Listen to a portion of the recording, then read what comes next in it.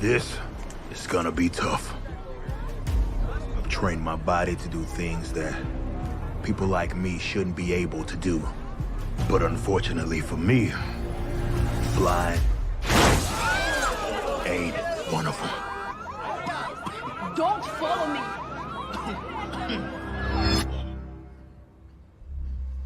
Biologist and archaeologist who we feel is going to be an undeniable asset here at Projexus.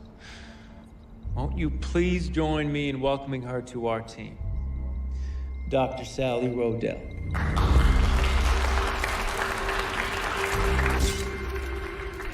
Adopt or die. Secure the area until Alpha can arrive. Solari! Save us! It is the truest law of the earth. Very few things have the ability to survive the test of time. Though we may not be around to see them to their fullest fruition, what we struggle to create now will be the triumphant echoes from the past. Alpha will be here in 5 minutes. Hold the line. 5 minutes? Thanks for the heads up. I was here. I lived. I am still here. Among you.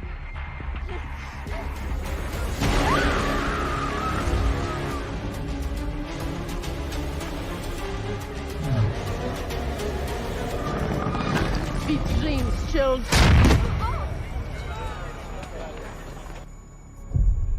It is that struggle that is the friction of creation. I would like to thank Mr. Eusebio for allowing me the opportunity to discover and create alongside my esteemed colleagues at Projexus. Thank you.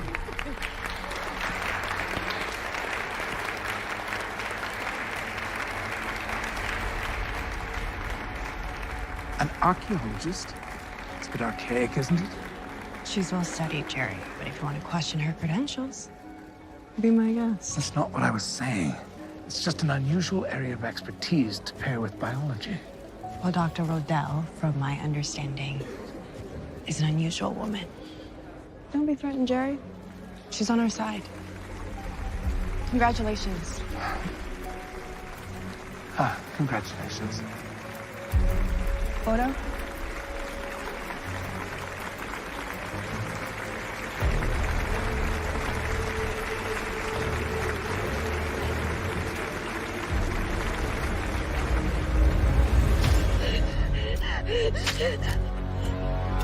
You took that like a chomp. Were you trying to knock me out? No, it was meant to be a death blow. YAIRA, stand down.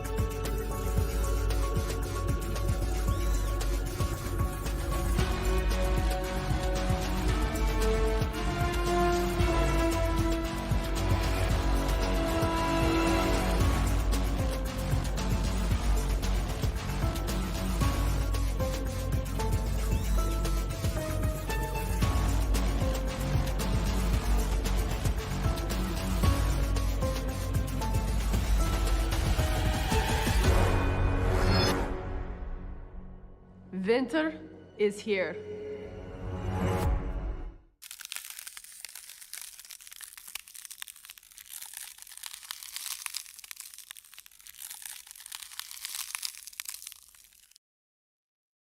Hi, everyone. Welcome to Rip and the Silverback, episode number 17. Already, man. That's crazy, huh? Already. It's been a quiet week. It's not a whole lot going on right now. Kind of, we have to try to figure out what we're going to talk about. I know. I mean, I'm okay to wrap up if you are. That's it, Early guys. night, We'll see you next week on my channel. Yo, 59. Yeah. Maybe something will happen. I don't know. Probably not. Stuff's real quiet and boring right now. Mm-hmm. But there might be a campaign that's pinned in the comments section. What's it about? I don't know. I don't get told shit around here. I'm the fucking hired help. That's what I am. How you doing, sir? Oh, man. I'm doing good on the moon right now. With the campaign, YAIRA #1 is off to an unbelievable start.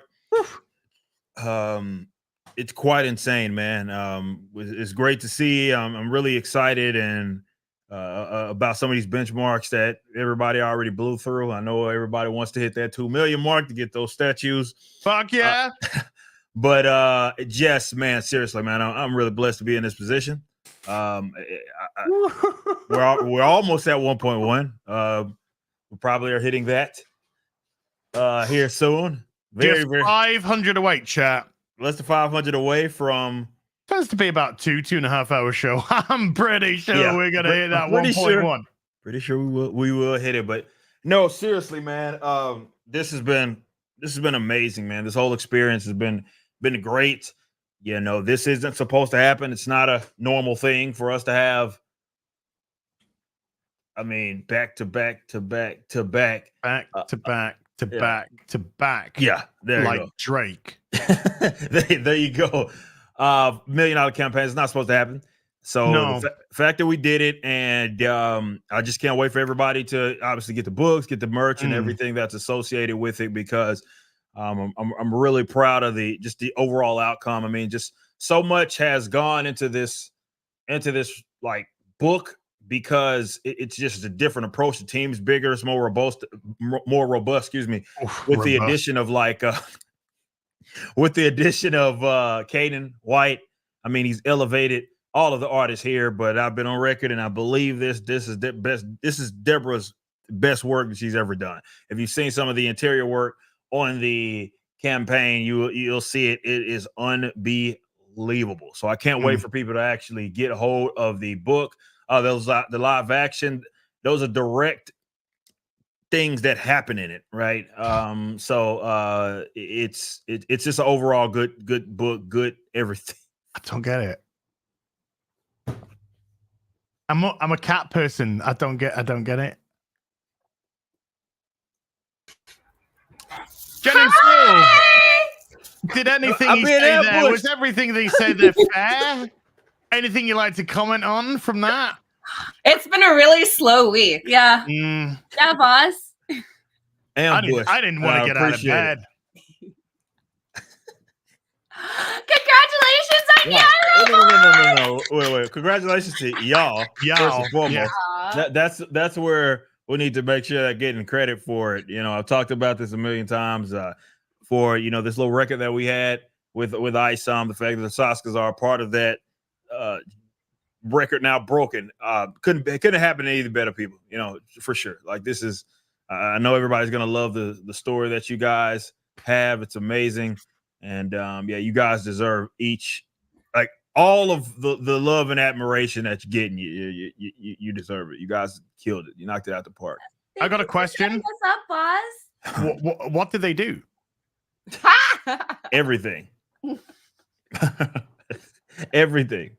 But no, seriously, they came. Look, so YAIRA, they were. If you guys have not seen the behind the scenes, right? Which is awesome, by the way. I mean, shout out to Steve and everybody that was part of the edit. That was amazing. But you know, Saskas brought up that it was almost like a nanny kind of situation, right? You know, I created YAIRA, passed it on to them, right? And that's a great way to put it. And she's in really good hands with them, and they had a tall order. Obviously, it's a very hyped character, right? Everybody has been anticipating this as ISOM #1. Yeah. And they just absolutely killed it. They understood the character and fleshing her out. They have that responsibility, and they did it in a perfect way. They did it in a great way. And Deborah did a good job of storytelling alongside them through the art. So it's just everything about this I'm just so proud of, man. It was a fun time, man. It was amazing. Thank you for the opportunity, boss. You're letting us live our dreams. I mean, it was one thing being handed Black Widow and saying, hey, can you fix her? It's totally different being like, here's this character. Let's develop her together. To be part of the Rippaverse during these developmental years. Wow. It's just such an honor and a privilege, boss. I'm just so grateful. Yeah, it's crazy. I mean, did you think this would happen, boss? No. I obviously we knew that it was going to be a success. That was anticipated, but a lot had to happen for ISOM 1 to blow up in the way that it did.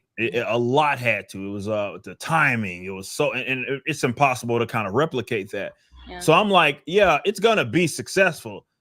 Even of course we've discussed him as was confident as anybody. It's like it's going to hit $1 million. I told you like 2 months ago. Yeah. I said this is gonna. I got a feeling this is gonna give ISOM 2 a run for its money. Yeah, and it is, and it for sure is. As you guys have seen it, it is already at nearing 1.1 million, and it hit 1 million in 24 hours. That beat ISOM 1. So no, I did not anticipate that this was going to happen. I figured it'd be successful, but this successful. It just goes to show that. This is real. This whole thing is legit, man. It's whether it be the world itself, the character, everything is legit. There's a legit audience surrounding it, and I'm just glad that we're in a position to keep giving them stuff that they want. This is what it's about. This is why we do what it is that we this is why we do what we do. I don't create just simply for myself. That's not how I operate. I try to put myself in the seat of the customer.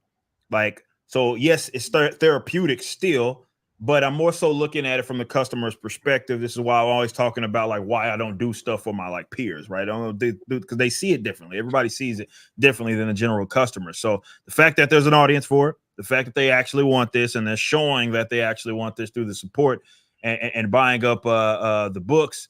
I can't remember where we were at last time. We might have crossed 13,000 books sold, which is insane. So wow. It's unreal. This whole thing is unreal. So again, I didn't expect it. That's a long-winded answer, but no, I did not expect that. I did not expect this to do what it was going to do. It's crazy. It's like the privilege of a lifetime. And for me, because we started in theater, your audience was right there. So you know if you did a good job or anything. So for us afterwards, it was just going through all the tweets and all the people. And it was just so exciting to see the reaction. Like people being like, me and my kids are up watching the live action. I'm like, what? That cool. For me as a kid, that would have inspired me to do what you've done. So it's just kind of cool to see the love everywhere. That's what's up. I agree. I'm right there with you to see it play out the way that it has been. I think there's we've been looking on the back end on a lot, and there's a lot of new guys that have got in on it as well. People that were like, it was like they were waiting for it. So it's really cool. It's really cool to see these gaps kind of being bridged because we understand our audience now, but we want to continue to expand as well. And the fact that there's new people giving us a shot. You mentioned the live action and some of the other things that we have. There's people that were not maybe into it before that got introduced to it through that, right? And became customers, or at least at minimum want to keep tabs on us to see what we have up our sleeve next. And that's fun. The statue is another example of which we hope we get right at 2 million. That's another thing. It's like you're entering into a new playing field, and hopefully those guys that are really into that statue and toy market will then become comic book buyers. So it's all about extending the reach of this company and just continuing to grow. Get better in every aspect, and I think we show it with each release that we have. That we're listening to the audience, we're hearing what it is our customers want, and we're trying to provide them with that. I think something which really needs to be said, which just doesn't quite get focused on enough. Every one of these books, every one of these characters is a brand new to the space character. Yeah. This isn't This isn't an established character which has been taken over, and yeah, we're going to run with it, and we're doing great stories. I'm all for that. No problem with that whatsoever.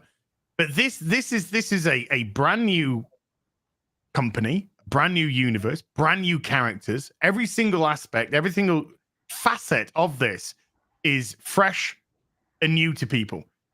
4 campaigns, $4 million wonders. This one, we're like $50 away from 1.1 million now. The same, man. Shout out to y'all. This is day 3. Yeah. You know? Yeah. Thank you. True. That's true. Which is crazy. It's day 2 and 3 hours to be honest with you. You know, we're not even 3 full days yet. It's just kind of crazy. Which just shows the demand that people have for something fresh, and also belief in the vision, a belief in the company. Now, one of the reasons I'd love to say, oh, I'm fucking Nostradamus when it comes to thinking about, guessing things like this, but there was already things in place which said YAIRA was going to be a massive hit. One of them, of course, being the fact that the YAIRA poster outsold ISOM. Yes, it did. Now that happened right at the start of the whole Rippaverse. And that said a lot to me, because, you had your ISOM character, you had your key character. The first 2 books are ISOM books, really establishing that first. Establishing Alpha Core. Chuck Dixon, Chuck Dixon, shout out Chuck, comes in, creates this amazing Alpha Core book, unbelievable Alpha Core book, which expands. But all the while in the wings was this little 6'3" lady, yeah, who had outsold ISOM in the poster scales, and you gotta pay attention to things like that, because that is giving you as a business owner a signal that there is an interest in these characters, these certain characters. Right. This is monumental stuff, and it's again, it's just brought up so much excitement within the sphere. It's an event. Like, that's what's so cool about it. It's like we get prepared to launch something, and it's an event. Everybody, all eyes on us. Yeah, most of them fans, some not so much. But either way, that kind of proves how much of an event that this whole shit is. Like, it's a legitimate event. But to your point, yeah, there's those market cues, and that's what I love about this whole kind of process, because it's a very, very important that people in leadership and as a business, we're looking at stuff like that, and we're giving people what it is that they want. That's why I got fast tracked. Like, I'm thinking immediately, like, okay, well, this thing is popping off, this whole Riververse thing. I have to, if I'm not going to write it, I have to give them to somebody that I trust, right? Because could I have wrote it? Obviously, yeah. I created a character, but the point was, like, look, this isn't just me. This is an entire universe, and obviously there's going to be other creatives. So, we fast tracked it. We got with the Saskas. I'm glad I pitched it to him. Having, by the way, I've told the story a million times. I had no idea if they were going to take it. I had no idea if they were going to do it. I didn't know if they were tied up doing some other things. I just pitched the idea, and it was like zero hesitation. They were like, "We're in," right? And I was like, "Oh shit!" The writers of this book that I love so much, and I had been hyping up even before I knew them personally. It was organic. People go, those videos still exist. They're still out there. But before I knew them personally, I was hyping this thing up. I absolutely loved it. So now we're in a position to where, I got this comic book company. I'm like, I got this character. She's a little unorthodox. She has this beautiful element to her, but she's fucking dangerous, man. So I need someone that can handle that. And we pitched it to Jen and Sylvia, and it was like they were all in on it. But that's the fun part of this whole process, is being able to do that, is say, hey, market's saying a thing.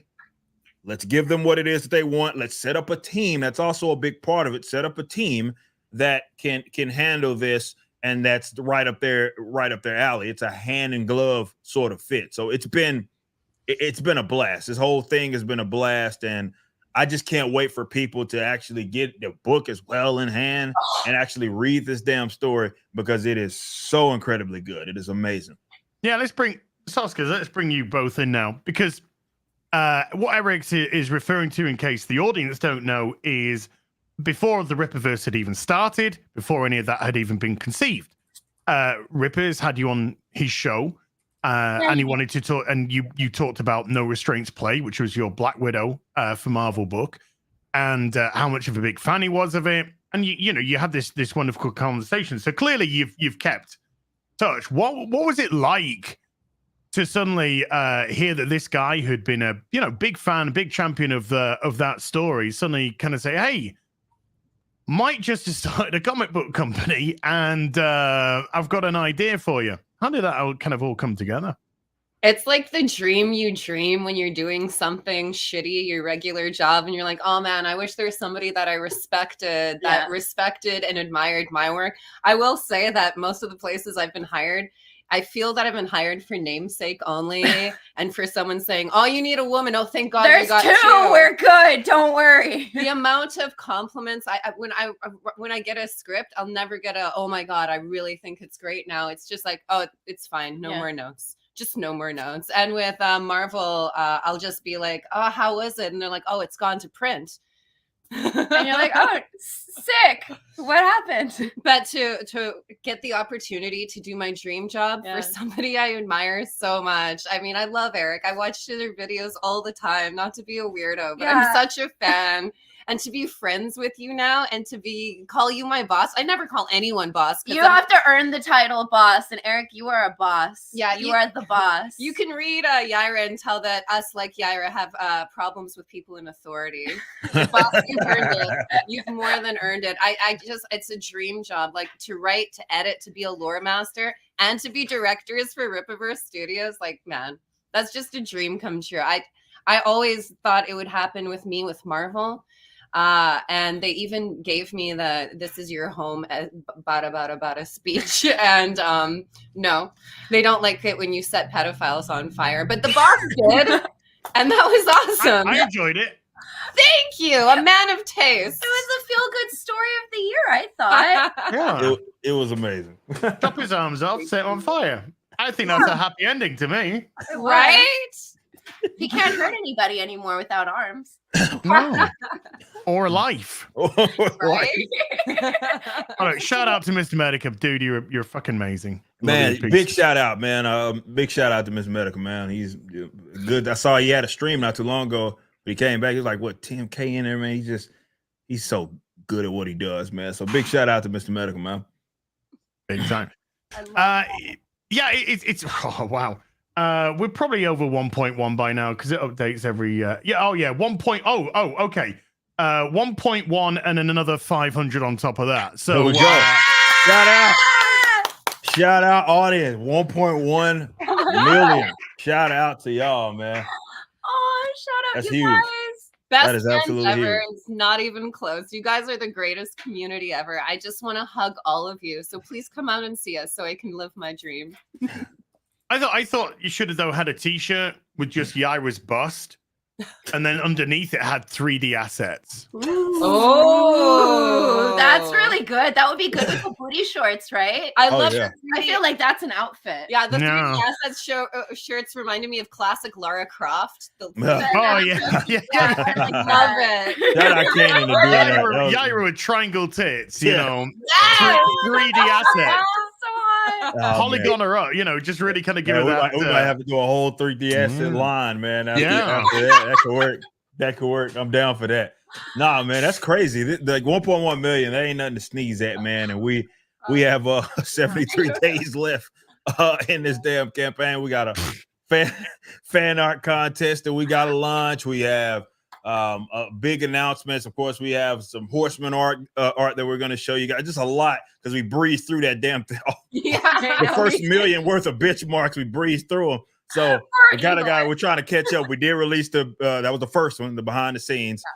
Next is fan art. Team is getting everything ready for that. But yeah, this is insane, y'all. I mean, I'm so appreciative of it because when we see something like this happen, it's not like we just sit back, right? It's like, oh, we done made it. We made all this money. Let's sit back and kick it. Yes, it's something to enjoy, but my mind is all right. Let's get back to work. There's other things to be done. This audience is legitimizing us. They want more of this, so we have to give them more of this. And this is why we're keeping this stuff churning, keeping things coming down the pipeline. So we got a bunch of announcements with some future Rippaverse stuff. Saskas have seen basically everything that we have, and it's a lot of cool stuff, man. The other that books. Statue. You want that statue? You want that statue? Yeah. You want the statue. It's as good as you can get. Okay. Whoa. Okay. So yeah. Are we saying that there's already like a 3D idea of I'll what say the this. is I will say like? This. I will say this. Conversations have been had, right? That much I can say. And when I say they've been had. Like this was something that I know a lot of people wanted. We started doing our research. I got humbled by like, okay, the process. I don't know, because I started trying to find some North American stuff off the fucking table. That's impossible to do.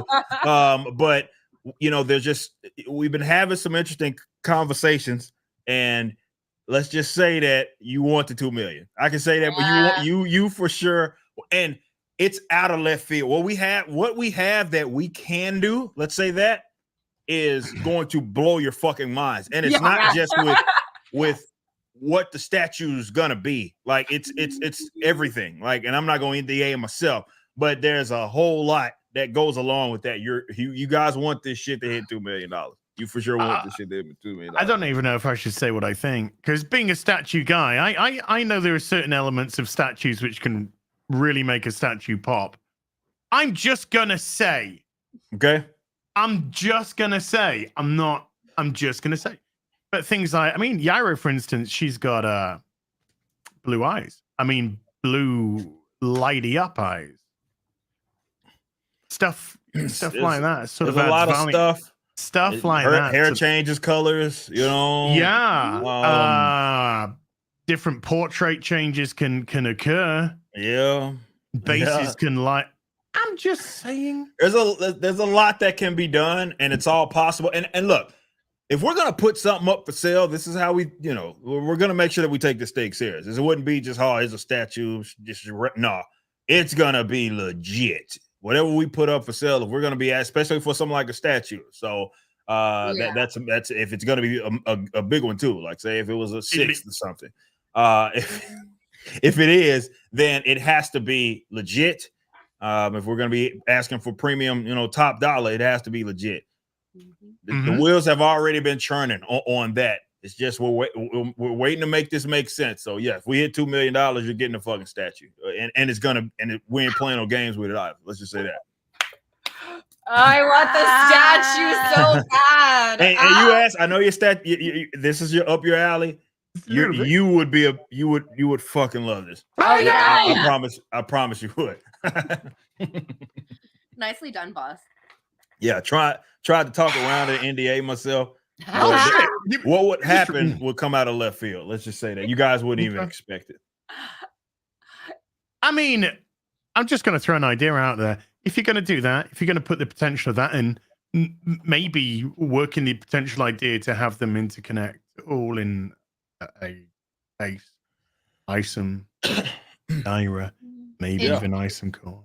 That's a good idea. Yeah. That'd be a fantastic idea. I got ideas. I got ideas for days. Game. I'm game. But yeah, and look, as I said in the video that like just came out, I know Az hasn't seen it because I quite literally published it right before I dropped into the dropped into the room. But we were giving some clarification on that. Like, it's very much possible. Let's say, if we hit $2 million and it's like, May or something, like, it's last, let's just say that happens and it's May, then that would mean that it is very possible that obviously it will be up for pre-order and it wouldn't get delivered until like, way down the line, like statues off the due. It wouldn't get delivered with the campaign items, but it's very much possible. Very much, if we did hit it early enough for us to start green lighting what we want to green light, it very much could be part of this campaign. Ooh, it could drop. You guys could actually see the statue and order it, get your pre-orders in during the camp. That is possible. We're not promising it, right? Like I said in the video, but it is very much, the potential is for sure there. It is 100% there. BRB getting a bank loan. All right, now it's ripping Sylvia and Jen show. Ripping the Sylvia back. Sylvia back. Yeah, there it is. There it is. But nah, man, I really do want you guys to see what we can do is just, we take things a step at a time and we make it make sense. And at $2 million, me, Alex, who counts the beans, man, make sure that the ducks are in a row with the finances. And looking at that, it's like, okay, if we hit that, then we can justify the initial investment that it would take to do this. I got an idea. Yeah. The campaign hits 2 million. Mm-hmm. The statue goes up for order. Mm-hmm.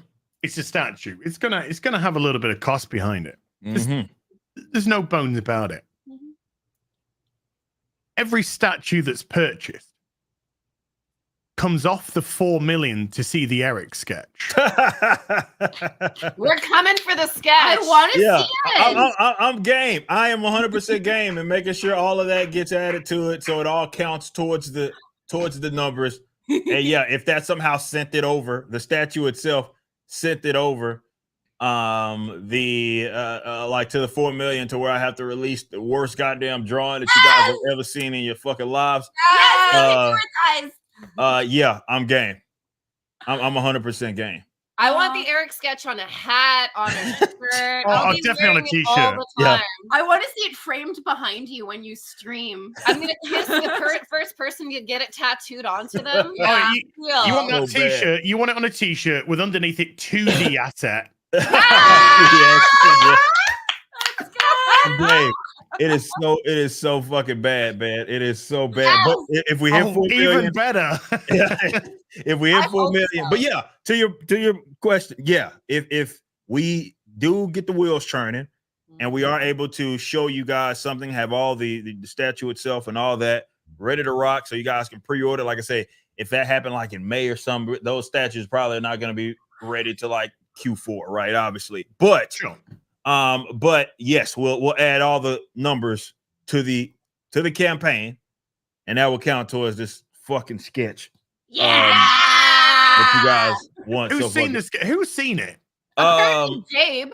Gabe saw it apparently. Gabe. Well, yeah, because he would have had to because he's the first one to color it. But Mark colored. No, I did color it. Yeah. No, I colored it. It's shit. Right, I did everything. Easy with the racism, Jen. All right, easy with the racism. I colored it. I colored it. When I say it looks like fucking it's shit, man. It is terrible. But no, Marcos has seen it. Yeah. And yeah, I think Gabe's seen it because he had saw like the initial deal before he started coloring the actual book. But I think that's it. I think they're the only two. Has seen it too, right? Has she? I don't know. Have you hidden it even from her? I think I don't think my wife has seen it. Whoa. I don't think she's seen it. You don't want a divorce, then I think. I don't think she's seen it. And now that I'm conscious of that, I'm for sure not going to show her until it gets some lights. Now she's going to end up watching this, and then she's going to like want to see it. And I'm going to be like, you got to wait with everybody else. We hit 4 million. I'll let you see it. But yeah, Kara hasn't seen it, so she's handed a notice in on the stream. 2 weeks in. See ya. Voice ever. I love when she cusses. Kara says people like to F off from Kara. Ooh. So I love funny. it. She should be a voice actress. I've been gaming with her. Yeah. She said some shit. Funny. I've heard some shit from that potty mouth of hers. That a girl. Shout out. Blush, it makes me blush. So it's doing all right then. Yeah. It's doing okay. 1.1 million. Wow. That's all right, I guess. It's 1.1 million. It's nearly 7,500 individual customers. Oh, which is knocking on the door of that. It's what, 5, 7, 9, 11, 12. It's knocking on the door of 13,000 books. Ooh, yeah. I love that. That's huge, man. And we're only just getting started. Like we haven't got really this thing kicked off like fully, man. Where we have fan art contests is going to be going. There's a lot of chatter going to be going on with the Riververse. Some of these announcements, some things to get other people stoked. We're just getting started, man. I wonder what Mags is prequel to. I can't even remember the fucking name of that. I don't remember the name. It was a prequel to Rebel Moon.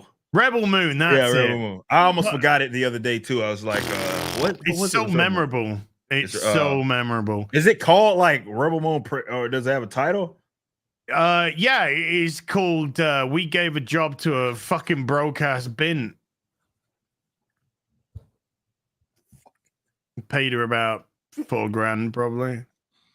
Yeah, that's what Gary guessed. I don't know. I have no idea what she got, obviously. But yeah, you think that sold 13K? I don't think it sold 13.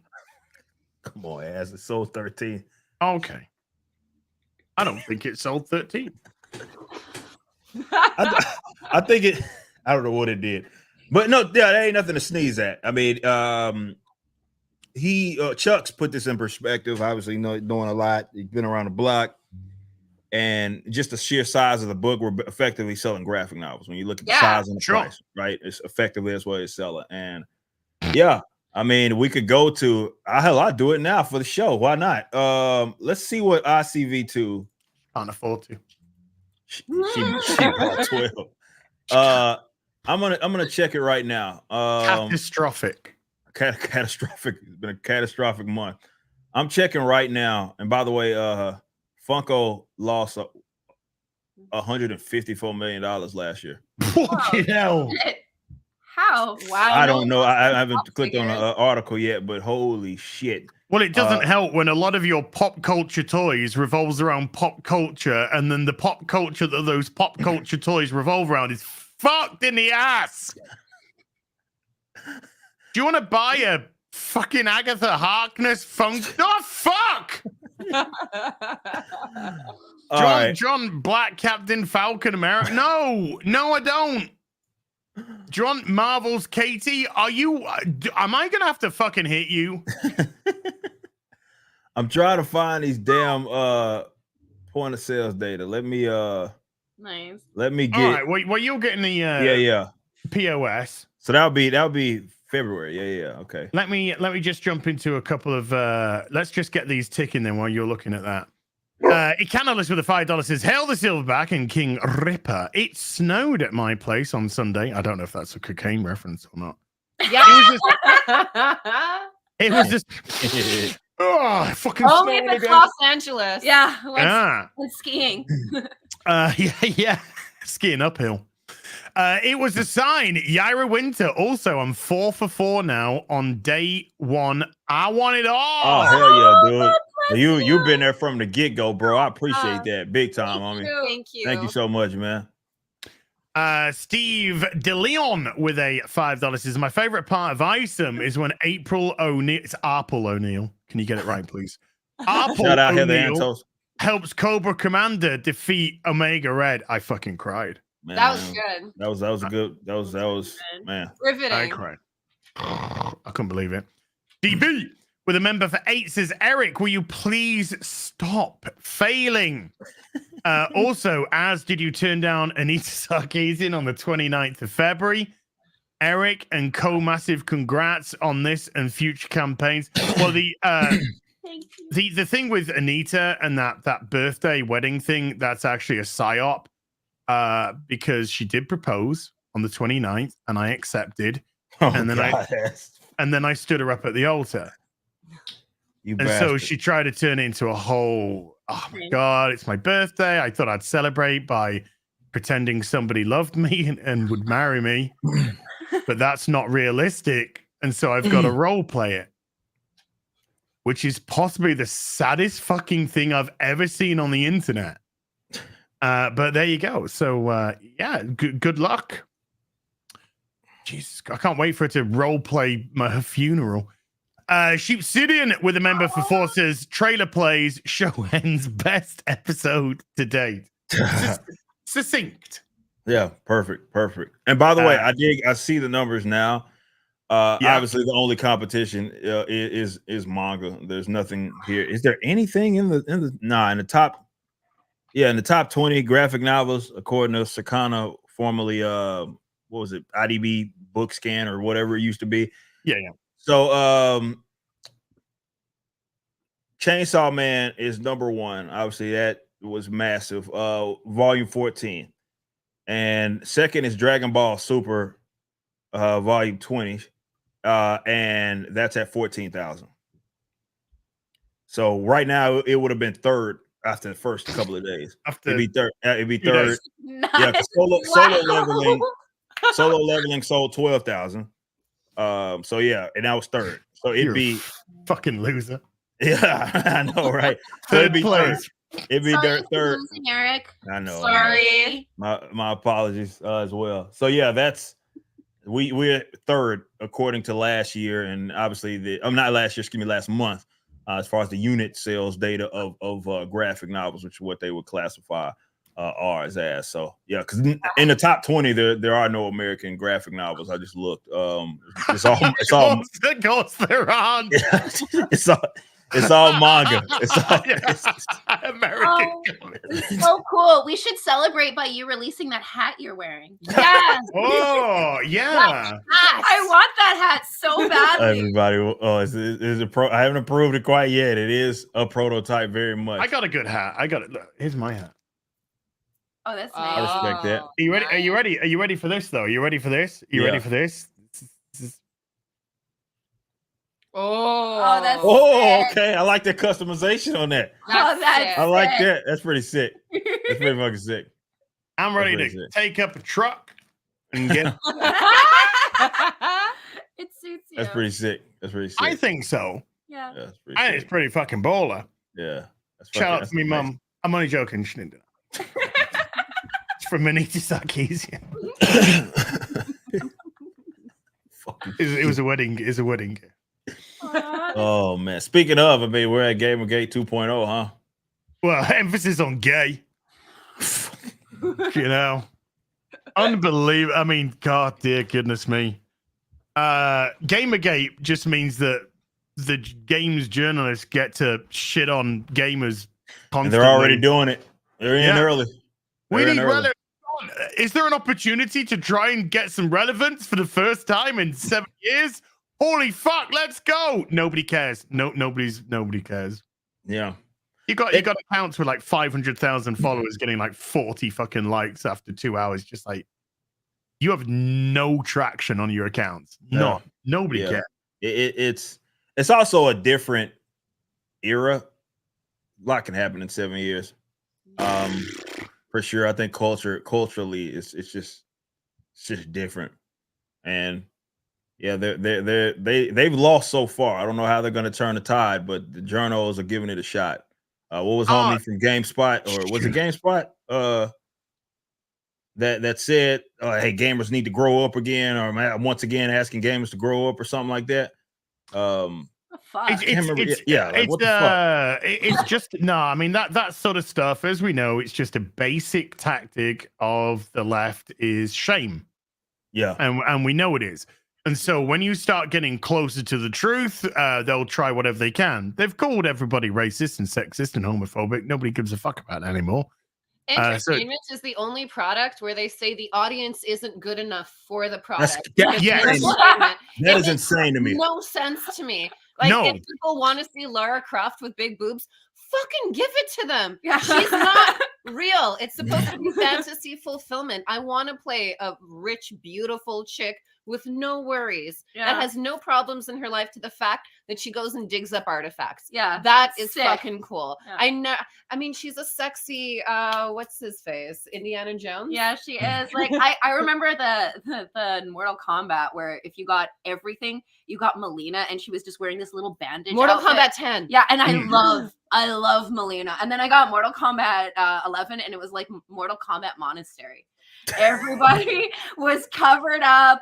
It was right after Me Too, and it was like And then as a chick, I was like, why are we doing this? Like, you get hot when you're working out, even when you're fighting. Like, you wear shorts and a t-shirt. I loved. I mean, like as a girl, I Keep loved talking. animation. I loved all of that stuff. I thought it was funny. It didn't hurt me. I was like, boobs are cool, but like the female insecurity is insane because we don't have men looking at Wolverine and be like, well, that's an unrealistic body type. Right. Yeah, it is. Well, That's why it's awesome. Once upon a time, we had people in the industry that knew how to cater to the power fantasy, whether it's the male power fantasy or the female power fantasy.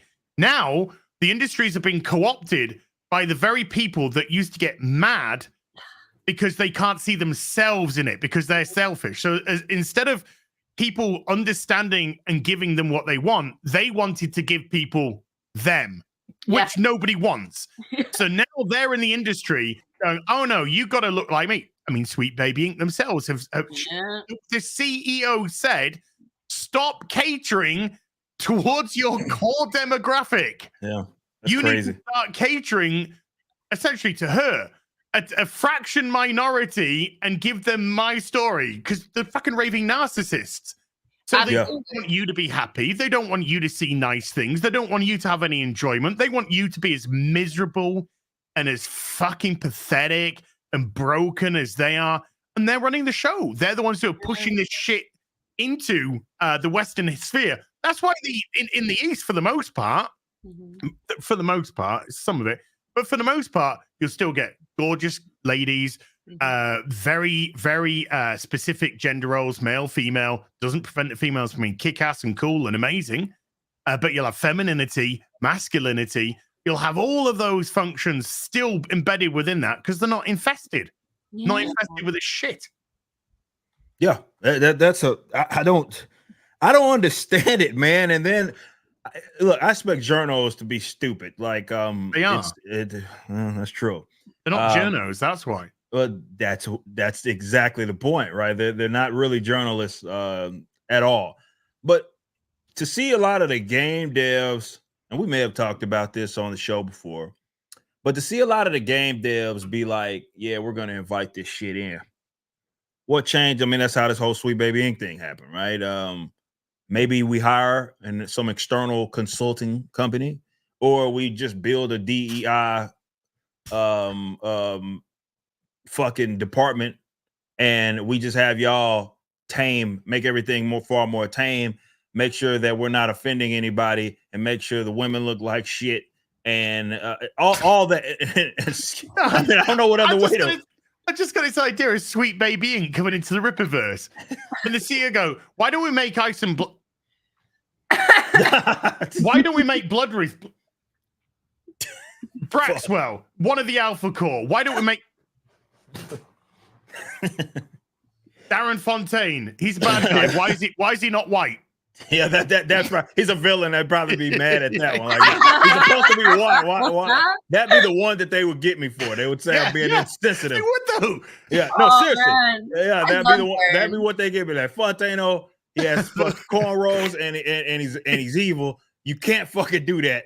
Make him a white man. Coming to Netflix presents, and it'll be Darren Fontaino is now some white, blonde, blue-eyed fucking. Can we keep the cornrows? No, that's cultural appropriation. Yeah, he can't. He for sure can have a cornrows. He's gonna have blonde hair, blue eyes. Yeah. He's a Boss, villain. that's another great character you created. Like, I've read more of what Darren's done, and wow, he is such a piece of shit. Yeah, he's so. I love to hate him. Like, I hate him. I kind of like Lillian and Michael because they're fun and but I hate him. I hate him with the fiery passion. There's going to be a time when they're not going to be fun. I know there's going to be a time when they're not going to be fun. They're going to be very, very naughty. Oh, I hope so. Yeah. I got high hopes. Said Do-Rag Darren or Riot. I respect that. Do-Rag Darren. I gotta make that happen. I gotta make that happen. Do-Rag Darren. But no, it's I don't get it, man. You expect people that are like external, like I said, with journals, at least in this day and age, they suck. They probably shouldn't, but they do. But for a company to just invite that shit in, man, and it just go completely against the audience. And Jen brings up a great point. I think I've brought it up as well in the past about just how it's like the audience has to live up to the standard of the person that's creating it, which doesn't you've got to be sense. good enough to be their customer now. That's insane. the attitude, and it's bonkers. Mm-hmm. This is what we've had with, particularly we've seen this with Star Wars. We've absolutely seen it with mainstream comics. Oh yeah. We've seen nothing but disdain for their audience. We've seen it with multiple other facets of entertainment. Every time that a film bombs, who gets criticized, and where does the criticism come from? Not just from the journalist, but it comes from inside the company. The creative, Well, I'm losing that term loosely, but they will go after the looser than the customers. stools that they produce. It's pretty loose. Loosey goosey. But use that term very loose. Yeah, but they start going after the fans. They go after the fans. They go after the fans because it's that'll work. It's your fault. Yeah. It's an absolutely banana situation where you go to war with your customers, you will always lose. Yeah. There is 100%. no win. There is zero win in this situation. The customer doesn't turn around and go, do you know what? Yeah, I am a fucking racist, sexist, misogynistic piece of shit. You're absolutely right. I am now going to invest 5 times more into your company, and you're right. Do you know what? I'm going to see the Marvels right now, and I'm going to sit there all fucking day and just chain it back to back until I've learned my fucking lesson. No, they go, hey, Corpo, get out of here. That's what they do. And most of them don't even say anything. They just turn around and walk away, and they'll find another franchise. They'll find another hobby to get invested in, where the person's just like, do you know what? I don't care who you vote for where you tick a box once every 4 years. I don't care. I don't care about the melanin level of your skin. Give a shit. What you do in your bedroom, your business, nothing to do with me. Got a product here if you're interested. That's where people are going to want to go to, and that's why we've seen like a rise in these type of games in this sphere at the moment. Things like Power World, things like Helldivers too. Massive hits. What you would call AA games, not AAA. You'd probably call them AA games. And people are going there because they're not being judged. They're not being, with Helldivers, it's great because you got this whole satirical thing. Satirical. Starship Troopers-esque satirical thing, and everyone's just banding together for Super Earth. It's a unifying factor. Yeah. Power World's just a lot of fun, just a whole load of fun to play either on your own or with friends, whatever. Not getting judged, not getting told they're fucking isms, phobes, pieces of shit. Why are you white and here? All this kind of crap now that we get. We got Tifa's beautiful breasts in Rebirth. Thank God. I know. I just wanted to say that. That's all. Just throw that in there. I just wanted to say it. These franchises are also fan-made, like video games. I've never seen a Metal Gear trailer that made me play it. I got a demo disc, played the game, fell in love with it. Marvel, Star Wars, all of these IPs were things that were made by the fans, and they've been around for decades. And to all of a sudden be like, we don't want the original fan base. Why the fuck would you do that? Yeah, so why would you do that? I don't get it. I don't get it. That's not what Kathleen Kennedy said. Oh. She said, we want to bring on a new fan for Star Wars. We don't want to rely on these 50-year-olds who are, and it's just like, it's asinine. It doesn't make any sense. It's a generational franchise, you dumb fuck. Yeah. The people, family. the parents that got you to see it as a kid are then taking their kids to go see it, who are then growing up and going to take their kids. Now it's just saying, oh, no. Don't want any of that. We want to bring in some pink-haired Portlandian land whale that will pirate our film. Yeah, that's true. Who fucking stinks. You can smell their profile picture. It's like scratch and fucking sniff.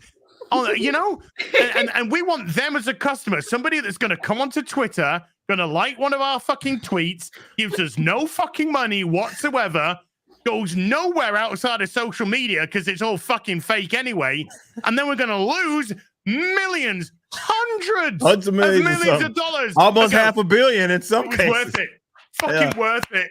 My peers love me and may win an award, but everything's going well, man. We're in the hole, but fuck, I don't get it, man. Look, I don't fucking know.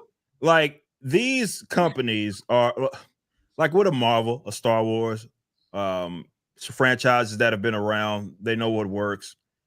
You have to go out of your way to fuck it up, right? Even the more divisive stuff, you know, people still bought in. We talk about like the prequels with Star Wars. Like, I think a lot of people are a little more forgiving for it now than what they were back in the gap. But because I'm just to interject, because even I wasn't a big fan of the prequels. I wasn't a big fan of the prequels at all. But George Lucas didn't call me a racist, sexist, fucking homophobic, bigot, slur this. It was just like, you know, maybe next time, kind of, you know, sort of thing. At least we weren't told this and that. And so you can make a bad film. Anyone can make a bad film. There's been bad Batman films, you know, there's been bad all kinds of films, Superman films, yada. But you're hoping, okay, they missed the mark with this one. Next time around. Shit happens, yeah. You get a better director, you get a better script, tighten things up, boom. You can go for it. But it's so difficult to recover from your racist piece of shit. Yeah. Those guys are, for the most part, not coming back. And obviously, people have found out the hard way that that's the case. I think what's happened is a lot of, again, people that are within these companies that don't really seem to understand the industry that they're in, treated the audience like they were fucking stupid. And that's always a mistake. They treated them as if they were mindless. They treated them as if they were not as sophisticated as what they actually are. They do sniff shit out, and they are a lot smarter than what people give them credit for. And to your point, as if, like, you know, you're hearing constantly from various wings of a certain company that you are not the target demo, even if you were before. And they are it's one thing to expand to a new audience. It's another thing to sacrifice your fucking core audience for the sake of trying to appeal to this new modern audience, is the term that they love to use with everything. And it's foolish, but that's the route it is that they go. And this is why we hear that term used so often in games with some of these more AAA. Now we got, what is it, quadruple A now with some of these fucking whatever games. Yeah, that was already dead, that game, by the way. What was that? Skull and Bones. Blizzard? Was it Skull and Bones? Skull and Bones. Skull and Bones. Ubisoft. Yeah. Skull and Bones. But yeah, so you have those various, obviously, Hollywood productions where it's like we're this brand that has existed forever. We're gonna take that and we're making it for a modern audience. And now we all hear that and we're like, everybody just groans. It's true. Because we're like, oh fuck. Soskas, you're big comic fans. Yes, yeah. Yes, sir. Big film fans. Let's just take that, what Eric said, and let's just put something into perspective. I'm going to just twist a couple of things around. Let's take the character of Batman and Superman. They've been around for 85 years. Batman, still unbelievably popular Batman right now. Yeah. Oh, yeah. Spider-Man, been around for 60 plus years. He's Massively popular. How can they be around for 60 years if they never found a modern audience? See, I think that's what these companies don't understand. Knowing that Peter Parker has these things about him that don't change, just like wrestling. I think it's why people love it, because it's timeless. Yeah. Peter Parker is always going to show you what it's like to be broke as shit and overcome adversity. And for me, he's one of the most timeless characters of all time. Superman in a different way. Obviously, he can do a lot more than Peter Parker, but he has this goodness about him. For a while, you used to know that The Undertaker would win at WrestleMania. You didn't even need to watch it. You just knew it was going to happen.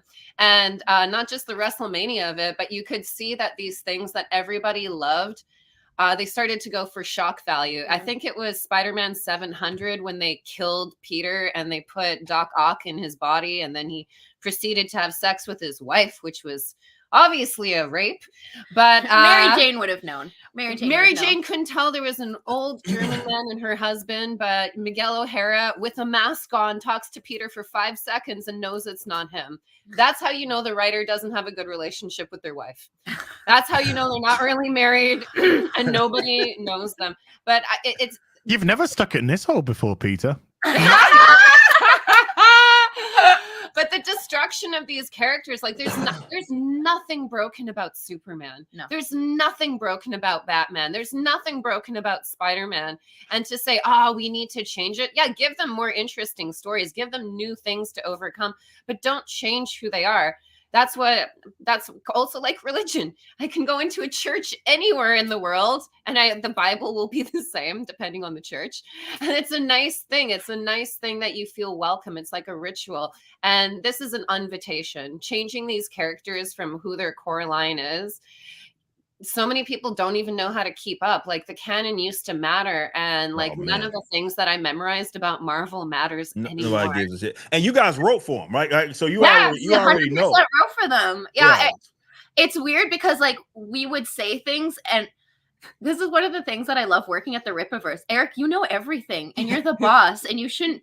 I'm so used to the people that hired me having no idea what the fuck they've hired me to do, and having to remind them about, oh, we're doing this because of this, or do you remember in this back issue this happened? So I kind of want to reference it, and it's so discouraging when you go into something that you admire and you're like, oh my god, I would love to work for this company, and you start talking about their own IP, and they don't care, and you're like, fuck, man. Like if you don't care, who is meant to? I know. I remember when I was working for the WWE and they're like, we don't know if wrestlers are good in movies. And I was like, if any fucking company has to think wrestlers are good to put in movies, it fucking should be you guys, right? Like, shouldn't you like wrestling? Shouldn't you like comic books?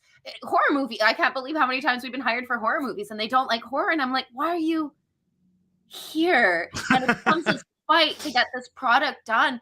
But when you're working with somebody who wants to make the same thing, like at the Rippaverse, they're like, let's do this. And oh, I know, Eric, you're such a good editor. There are some things that you did in YAIRA one. I know everyone, like, you're the most highest criticized man in comics, but you are so involved and you're so smart and you do changes. And it always blows me away because I'm like, the boss knows what's happening at work. Like, you just don't have that entertainment. You usually have to say, hey, as per the last 5 things, and remember when you hired me, we decided this girl would do this. Can we still do that? And they're like, what? Who'd you hire? I don't want that anymore. But you're always like, yeah, let's do this with this character because it's happening this in this book, and let's get Chuck involved because of this thing. And I'm like, wow, it's like a real fucking company. It's like we give a shit about the stories, and it's so basic. You care so much, boss. Anytime Sylv and I have come onto an existing property like See No Evil 2, the first thing we do is we read all the message boards. Yeah. And we read every positive and negative thing the fans have said. We did that with Natasha as well. Yeah, we did. And everyone said, get her the fuck out of the Red Room and don't make her date someone. I want to see that she is playing nice when she's on the Avengers, that she's way more deadly and dangerous.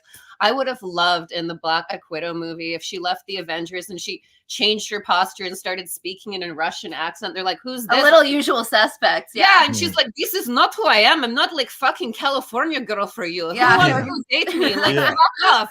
I killed Jim Peterson before I was 10 years old. Now, come on. Yeah, I just love it. I think that's what I think it's laziness in modern creators right now. Like they intentionally don't hire fans. Marvel openly says they don't hire fans, and they say it's a benefit to not hire a fan because they're not going by the source material. They're doing new stuff, but they don't realize that when they make it niche, they're saying no to the rest of the audience. Is like, I like Batman. I'm not Batman.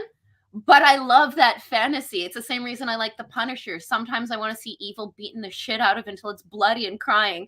That's what I want to see sometimes. And I mean, like, I don't have to be Bruce to enjoy that. Yeah. It's a part of the power fantasy, right? Like, imagine taking a franchise character. Let's say, forget the word franchise. Let's take a character. Imagine taking Batman, Superman, Black Widow, YAIRA, Isom, whichever one it may be, put it into the hands of a studio and saying, do you know everything that made this character popular, that got it a fan base, that made it, that had decades upon decades of generational love for it? Get rid of all of that. Remove it. Yeah. Oh, that's a pants from YAIRA so fast. She would have get over in a fucking burqa. Yeah, that's a good point. It's just this mentality of thinking. And I just want to go back to something you were talking about with the studio, because I actually found it really interesting.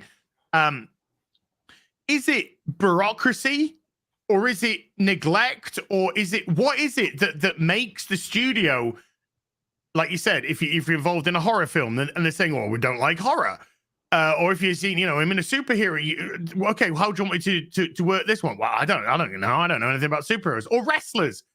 What is it? Is it over bureaucracy? Is it over managed? What is the problem there? I think it's ego and insecurity. Yeah. The greatest producers and creatives I have, if it's not broken, don't fix it. Some people have to say something just to justify their jobs. Yeah. And unfortunately, it happens a lot in the film industry, where you'll have something great and everyone will be super passionate about it. But this one producer, this one creative or financer they wanted something they said to change the direction. They want to save the project. Just so they can go in there and be like, hey, I did that.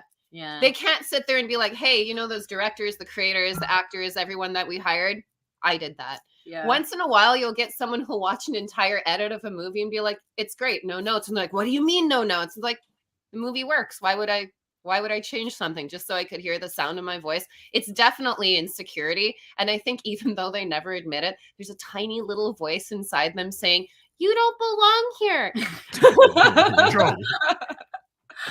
For that sure. will definitely foster some insecurities, for sure. Yeah. I think Mags hears that on a daily basis. Well, Mags... Right after Pay the Bill. Well, I mean, I think she's one of the worst. And again, I'm not saying this even to rag on her. Mag's the worst offender of it when you see like what she flat out admitted what they wanted to do with Connor. Yeah. Yeah. I was going to trans him. I'm like, why? Oh, and they've said that they've got a DC character. They've been given a DC. What? And their idea, and yes, they said we're going to trans it up, because that's all they got. That's their. Oh, look, hold on. My book of things that I do. Let me just open it. It's one note. It doesn't help the cause either. It just I saw that people are now more against same-sex marriage than ever. Like it's become. You said it before. So many friends that are like, I'm more in the closet. Like I'm not gonna wear a fucking rainbow. If I go on a date, it's gonna be private. Like people don't want to be a part of this social engineering. Nobody wants to be who they are to be used as a pawn. I think that's why we have real diversity at the Rippaverse without being like, let's hire every single one a person and then we're all covered. Let's just hire people and not make them feel weird for what makes them an individual, right? Yep, that's the approach. That's 100% the approach. And you gotta kind of, I mean, with stuff like that, I think it's a lot of ego as well with a lot of these cats. I mean, maybe narcissism, because it's like, hey, I got to make it about me. Yeah, like and that's a fucking shame, because I look at definitely with any character that has been around for forever, and you ever get the opportunity to write them, it's like, okay, they've been established. There's something there that people like. They've shown that they've liked it through the purchasing of the comic, buying merch, whatever it is. It's about improving maybe upon that and giving them new fresh scenarios that make sense for the character that the people love. And a lot of these folks look at it in a complete opposite way. It's like, hey, this is my opportunity to make this character me. Yeah, we've talked about this before, as on I can't remember which Batman book it was, where Batman's flying over a riot, right? Ziplining or whatever. And then instead of like dispersing of the fucking riot like Batman would do, seeing all this crime, he just says, "And they got insurance." Which is so funny, because Batman? Yes, Batman said that. Batman said that. Got insurance, yeah. He's so good at letting things go, though, right? This is it. I was reading a Stalin Batman book, early 400s, and it starts off with a group of burglars in an apartment, and they see out the window, the bat signal goes up, and they're just sort of like, ha, that's fine. And then what they don't realize is Batman's in the fucking corner of the room. And then he just like comes down on them and it's like just beats the shit out of them. They're like, why us? Why us? We're not fucking worth bothering about. He's like, that's just the thing. Yeah, you are. Yeah, you are. Because it's now, Batman. That was the whole. Yeah, exactly. Stalin. You know, he might know a thing or two about writing a fucking comic book. Yeah, he might. He just maybe.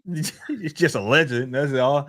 That's so fucking well, right? And then you got him just flying over the riots, people destroying other people's buildings, stealing their shit, destroying their lives, and Batman's just like, yeah, they got it. They got insurance. That feels like a government message. That doesn't feel like Batman. That it feels was during the time. If I'm not now, look, I can't say when this got approved, right? Maybe it was a timing thing. I have no idea. But it was during where a lot of this retarded shit, for lack of better terms, was happening in America.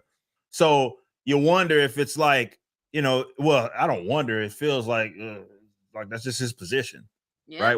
Because we've heard people say that stuff verbatim. I have to argue every day. I remember through the height of this, and I'm like, that's not an argument. Like, you can't just say, well, it's okay to fuck up somebody's business just because they got fucking insurance, bro. It's like, it's insane. But there were people very obviously uninformed that would say that. So to me, it's like, okay, well, that guy, the writer, I'm losing him. That's his position. That's his social political position. And Batman has to be reflective of that. Instead of Batman being Batman and them putting his fucking politics to the side of that, it's Batman needs to be me. And I feel this way about businesses being broken into and busted up for social reasons. Batman needs to have that same exact position. I think that's where the narcissism comes into play a lot. And look, another person, I don't say this to, even though they did try to get my fucking channel taken down, I don't say this to rag on T fucking Franklin, but she's another example of it. It's the same thing. It's like, hey, T Franklin's gay and in a wheelchair. No problem. That's your business. Whatever. Why does every fucking character now all of a sudden have to be reflective of that? Why is Vixen trying to hit on some disabled chick? Like, that's not Vixen, man. Vixen, that's not who this character is. Well, but now she is. Because it's reflective of who she is. I mean, she brags about it all the time. Like, hey, I have this gay thing happening in this book. I'm first person to have a 3-way kiss and doing it. It's like, congratulations, bro. But it's not like you're doing these to characters that you didn't create. Oh, by the way, it's not just any old 3-way kiss. Poison Ivy. It was Poison Ivy, Harley Quinn. It's Harley Quinn. And was it Selena? I can't remember if Selena was there, but I don't think she was involved. Yeah, she was in it. Why would there be a third person between Harley and Ivy? I don't know. Because that is T. Franklin's fantasy. He just stuck his tongue in. He was like, I just need some. See, when I'm writing three women. Just three women. All of them women. All of them women. That's so gross. You know, whether I'm writing YAIRA or Black Widow, I don't rule out that I want to be more like these characters. I grew up reading Black Widow and Marvel. I never thought, the only thing that we have in common is that we hate people that hurt children. Yeah. And when she is killing the pedophiles, what she's doing is she's taking care of her child's self. Yeah, it's psychological. What she does to those little kids and saying that, you know, I came back from that. It's empowering. There was no moment where I'm like, you know what? She's a clone. Great time to give her an identical twin sister. Yeah. Never came into my mind. Never even. Two Natashas, right? No. You want to, if you can't read a character like fucking Batman and see something in him that you want to aspire to be, don't touch it. Yeah. Don't touch it. Man. Well, that's the difference between a good writer and a bad writer. A good writer sees the character and then understands how to put themselves in the actual character itself, in their eyes. How do I see this from their perspective? Yeah. How would Batman respond to this? How would Spider-Man, etc., respond to this? A bad writer, Mags or T. Franklin, whoever, garbage, because they are garbage. I mean, it's not even being cruel. It's just being fucking honest. Absolutely unmerited within the position of the industry whatsoever. All they say is, I need to put me in the character. Therefore, you are systematically destroying everything that is canonically correct about that character, everything which has made that character what they are for all these years, because that narcissism, that level of at worst, at least is just untalented, at least. But there's a massive level of narcissism involved in these people. Yes, of these people. And so they systematically destroy everything that character stands for. Batman would have come straight down to those writers, kick the fucking shit out of them. Yeah, he would have. It'd make them, they'd be like, hey, fucking, I ain't going on a riot. Are you coming out for a riot? No, mate. Fucking fractured arm. You know, fucking Batman fucking smashed me fucking elbow. Batman broke my arm. I'm fucking going in, man. I'm sorry. I would love Batman to just show up in maximum carnage. This was there's amazing part where Iron Fist just stood there and he just looked at everyone and everyone stopped being rioting and they're like, sick, man, what the fuck am I doing? Imagine if Batman just stood there and everyone's like, shit, I don't want to. Shit. Yeah, that's the moment. Yeah, exactly. That is the moment it would be. Sometimes that's all you have to do. Yeah. Sometimes all you have to do is make sure that people are aware of your presence. Yeah. One thing that the Batman film got correct, one thing that it did get correct was the beginning segment where because this has been said in the comics, so it wasn't the film that got it correct. They actually did take from the comics on this. Is Gordon puts the bat signal up a lot, not expecting Batman to come, but to act as a deterrent. Because when the bat signal goes up, crooks are like, oh shit, he's out. Yeah, he's out. He's out. And it does dissuade certain criminals, not all, but it dissuade certain criminals from actually going out there. So Gordon does that as a tactic to just put it out there that he's out and about and he's on the hunt. So you don't know who he's hunting, because that's the point that Batman takes out not just high-level criminals, but low-level criminals, is you don't know if he's coming for you. Because if Batman just goes after Joker and Two-Face and Penguin, then the smaller criminal element there'd be no fear. Because it would be, I'm small fry, he ain't gonna touch me. But when he's taking out muggers, when he's taking out people like that and hanging them up, hanging them up for the police to come and collect, they know. And so it acts as a great, but that's clever writing, and that's clever psychology. You know, he should just get in a three-way kiss with Tim Drake and Dick Grayson. You know, just les each other off. Yeah, that's what they should really do. That'll get sales. Giving them ideas, man. It's in the next issue. Yeah, we'll blame ass if it's in the next issue. It'll be all on ass, because that's why they did it. It's so fucking bad, man. But I just don't get it. Look, I totally understand how a person's upbringing could have some level of influence on their perspective, just general, overall, right? Not even talking to just with storytelling, like just overall. Totally understand that. The issue is when you have people that feel like, well, I now must make this about me because this is my position. And it's like the character, having already existed, doesn't even matter. It's about me. That character needs to be more like me. Therefore, and I don't know if they get off on it, if it's one of those things like how I had Batman do that. Maybe he was kicking it with his peers, like, yeah, it was a signal to his peers. I don't know what the psychology of that type of narcissism is, to just be like, everything needs to be about me. But I think what gets slept on so often, I remember going back and forth when I was in the trenches of the content creation, going back and forth with normies on certain comic book stuff, right? And I'm like, look, you don't have a perspective on this shit. So it's fine that you think that if it's a fundamental change to a character, all is okay, because you have no frame of reference. But the diehards, they care about that stuff. And I think it's one of the most slept on things. I think that's what big attraction for the Rippaverse, right? Is that we care about those continuity elements. We care about what is canon. And everybody that creates here does. Like, you know, Saskia mentioned, we have these talks internally to make sure everything makes sense for that character, adds to make sure that perspective is there, because this is happening in their book or that's happening in their book.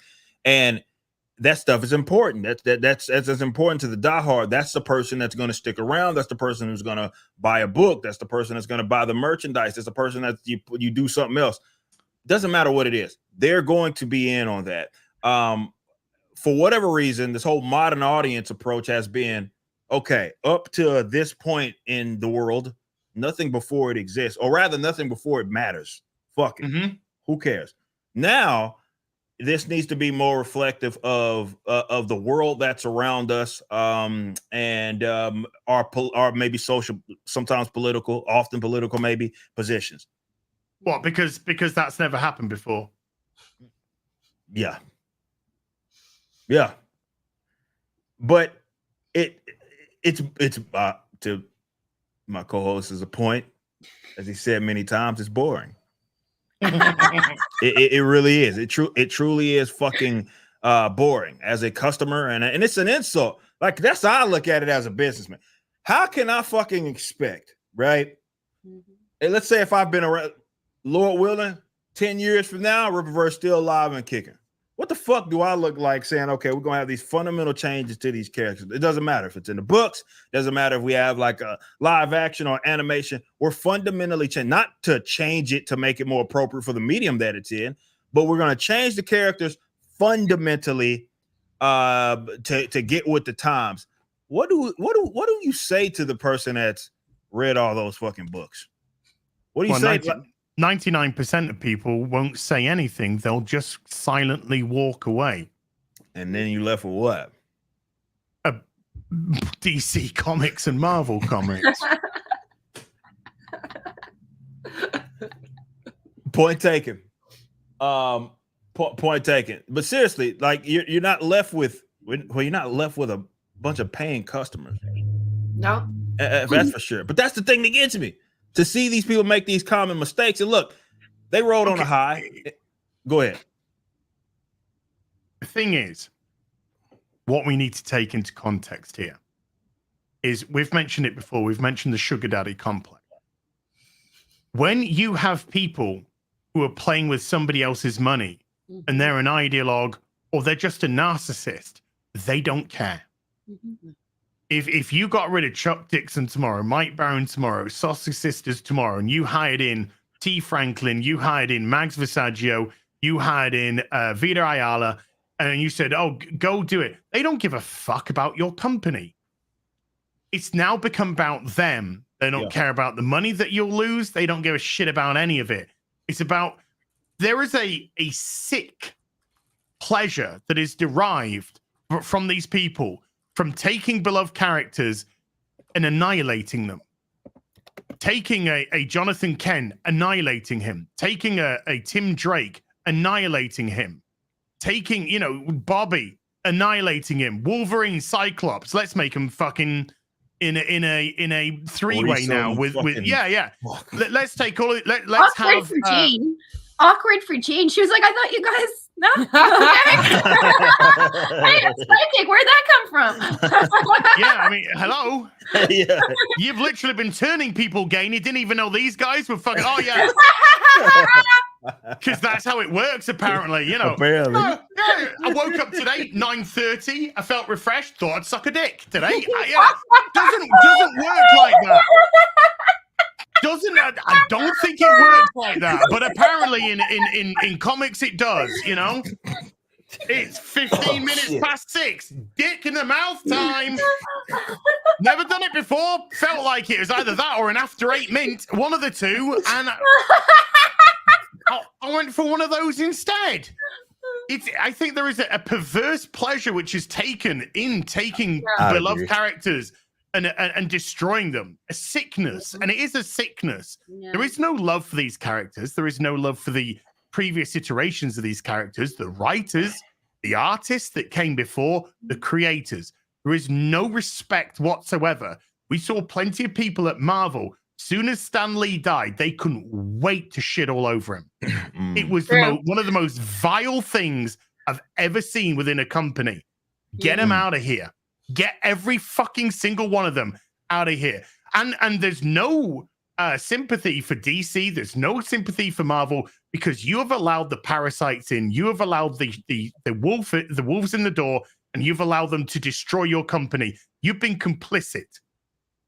None of you. Call it what it is. None of you have had a single fucking ball between you to speak up. None of the veterans have had that. Some of them they'll quietly walk away because they don't want anything to do with this fucking shit. They'll quietly walk away and they'll find business elsewhere. But none of them have spoken out. None of the people who at the time who were selling the comics could have spoken out and told people to shut the fuck up. And verbally, rightfully so. Scott Snyder should have Scott Snyder should have told Heather Antos to shut a fucking trap. How many fucking comics have you ever sold, Heather? None. Shut the fuck up. Don't tell me what to do in my fucking business. You're not on my fucking, you're nothing. You're a nobody. You're a fucking footnote in the history of comics. Nobody's going to remember you. Nobody fucking does now. Only people IDW's doing great, man. Oh, yeah. Any fucking second, it's going out of business. And that's not even a joke. No, it's not. Not even a joke. Unfortunately, it's not a joke. Tomorrow, if IDW goes, we know. Expected. Next week, if they go, it's expected. 2 months, 3 months down the line. We all knew it's coming. It's coming any fucking time for IDW. Yeah. Good point. See, I don't like this is real telling to me, right? So and I guess you can give us perspective on this. I know we've talked about this on my show. So it wasn't like Jen and Sylvia, it wasn't like you guys were not willing to like do like, let's say, an ongoing series for Black Widow, correct?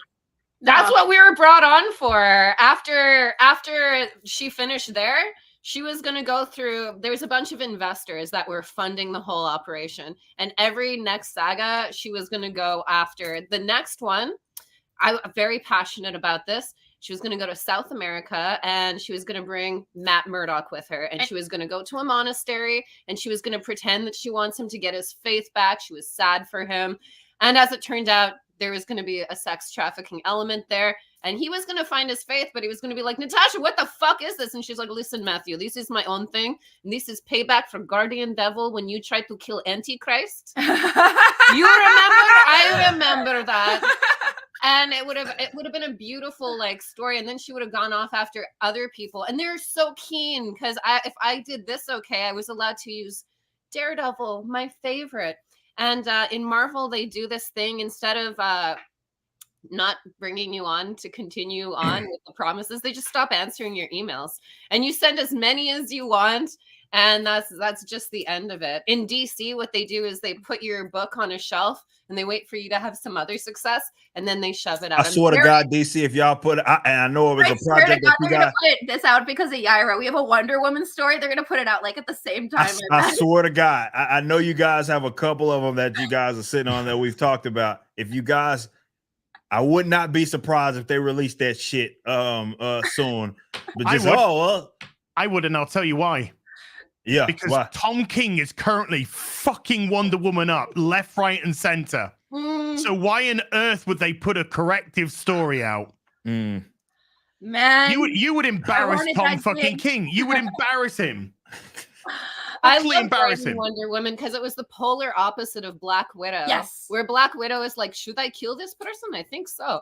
She would never even start an act of violence. You could stab Diana through the chest, and she'd pull it out and she'd try to make peace before she returned the violence. That was cool. A fascinating character because she could end any battle at any time she wants, but she has the restraint. I loved writing her. Yeah, DC, you should put the story out. It kicked ass. You all liked it until you stopped talking to me. Haha. Well, it's lore too that she has Hecate, right? Because Wonder Woman actually has a little bit of a witch and occult vibe. And so when we got hired, it was the first horror story they were ever going to put her in. And they were really excited. We were super excited. Maybe they'll be excited now that it's YAIRA Winter. Who knows? Yeah. They'll probably be mad and jealous. Oh, well, yeah, some people are gonna be feeling some kind of way about that, but that's the thing that gets me. Going back to the point, like with Black Widow, you have no restraints play. It's so good, and then it's and for advertising it. Yeah, of course. Like it was amazing, and then it's like, well, no, we're not gonna give it to this. And look, I'm not trying to rag on Kelly Thompson, not at all. I will. She's shit.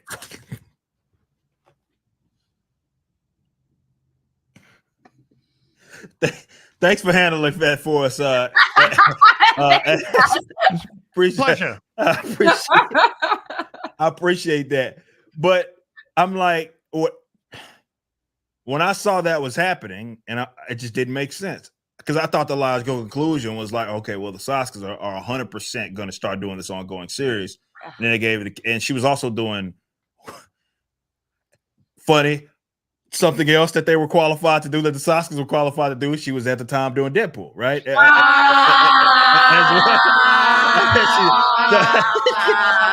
wrote a Deadpool comic that was our Deadpool movie for them, and just no response ever. Yeah, I'll tell you one Deadpool Hollywood story. This is pre-Deadpool movie. I remember we made See No Evil 2.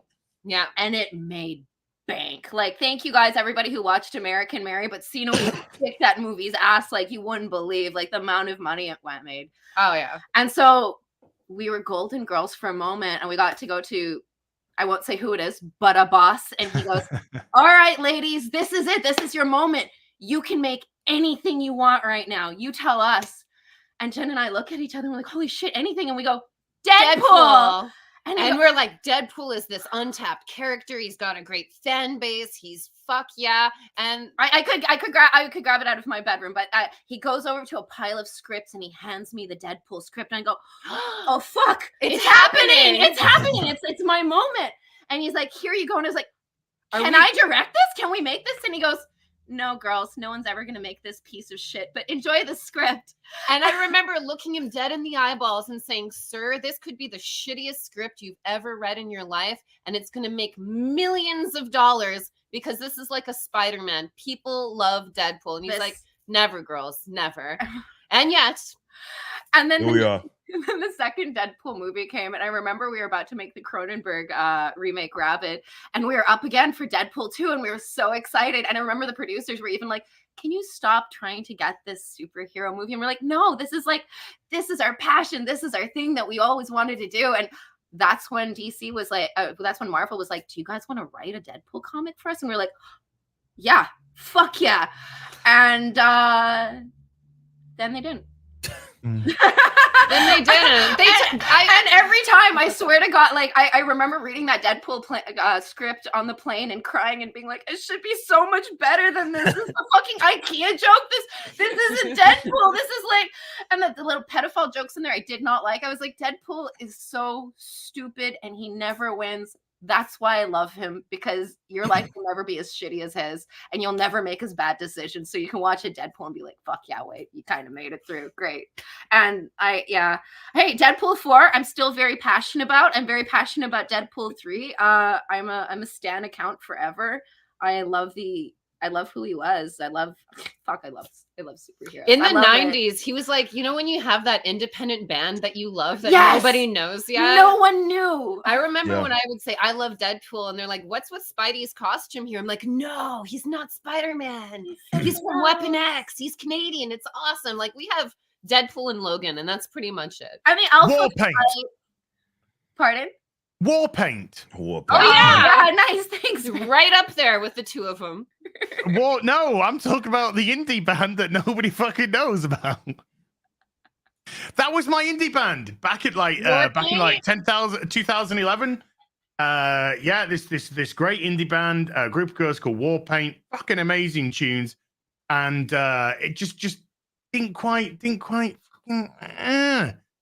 It's nice when indie things stay niche. I'm very happy how much money Deadpool made. I'm very happy, but it feels like whenever anything goes mainstream, you can't make it as niche and special as it used to be, which is kind of a bummer. That's that corporate touch. That's the corporate touch of all of that. You know, it's like, and it's no way around it. Everybody's gonna fucking have their input. I'm a man in a suit, and I have no idea what I'm talking about. I'm here to take over the project. Okay? Yeah. That's such is life. But I think that's the importance of, you know, we got these independents kind of rising, and I think that's for the ambitious people that are out there that are on the kind of cutting edge, if you will, and are trying to do cool things. I think that's an advantage that you have. You can see a lot of success. and you can do a lot of cool things and keep things true to what they are supposed to be. And as long as you have people that are part of the project that actually give a fuck about it, you'll be fine, because that's really ultimately what the problem has always been, is that you get people that are connected to these projects that don't care for these actual projects. And it shows in what it is they create, where the characters are unrecognizable. They have these fundamental changes. It's all around not good. And people are a lot more forgiving of not good, as long as it's at least like you gave a shit. It shows that you gave a shit. People are going to be a lot more forgiving. The reason why folks are rallying against a lot of the dog shit that's happening right now in really mainstream entertainment is because we get to see these creators. They've told on themselves, and it doesn't appear that you guys give a shit about anything it is that you're creating. You don't care about, you maybe care about making it about you. You may be caring about how this is going to advance your career, but you don't have genuine like enthusiasm and genuine care for the product it is that you are creating, and it shows, and people pick up on that. And of course, they're going to be a lot less forgiving, especially if you got control of a product that, or like a brand that people already know and they already recognize. Like, they're going to be far less forgiving for something like that. Like, how dare you come in and try to ruin some shit and make it about you? Like that's the issue, and why I think we talked about this on Real BBC, like the inability for like a Hollywood to pivot.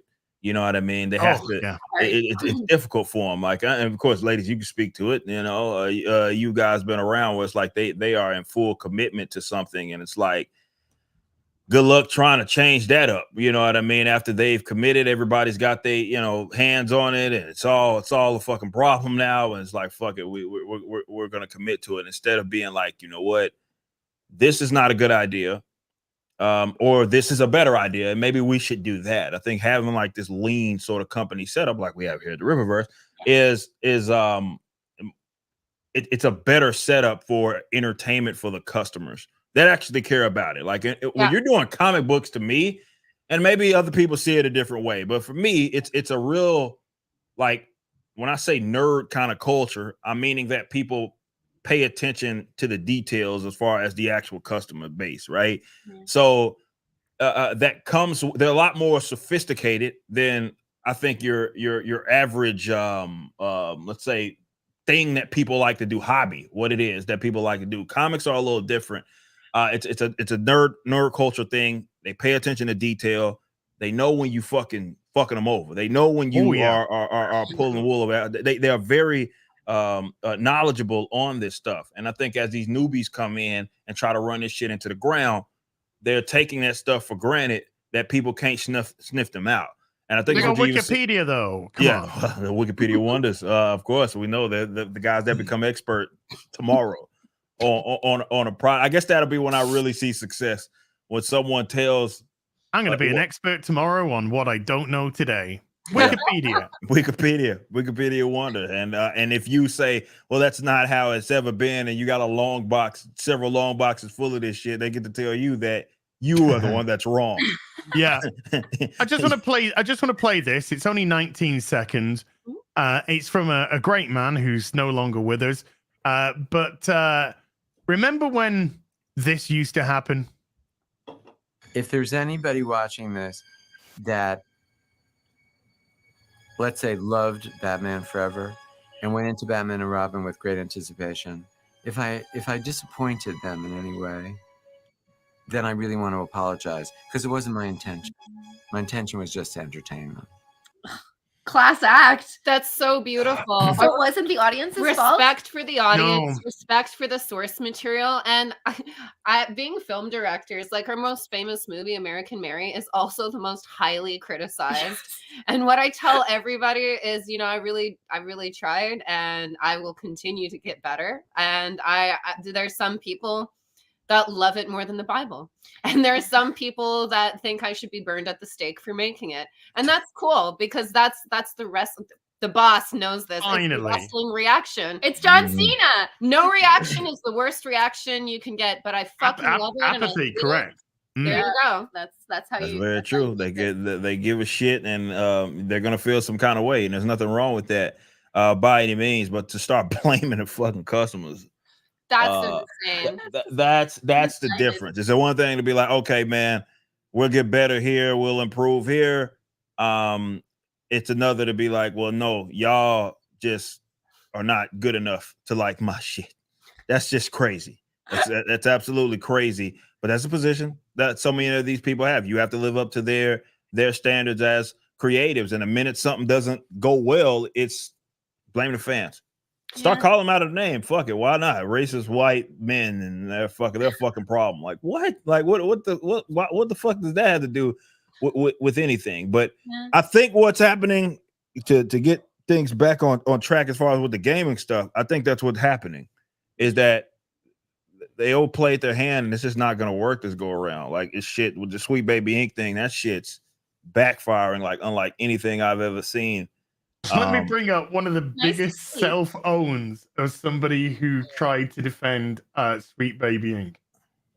This is absolutely unbelievable in lack of self-awareness. If you just read what they actually say. A person who advocates for diversity in games, this whole thing is laughable. We have had exactly one female protagonist in the top 25 best-selling games of the last 3 years. That list also includes only one Latino. That's not forced diversity. There is no diversity at all.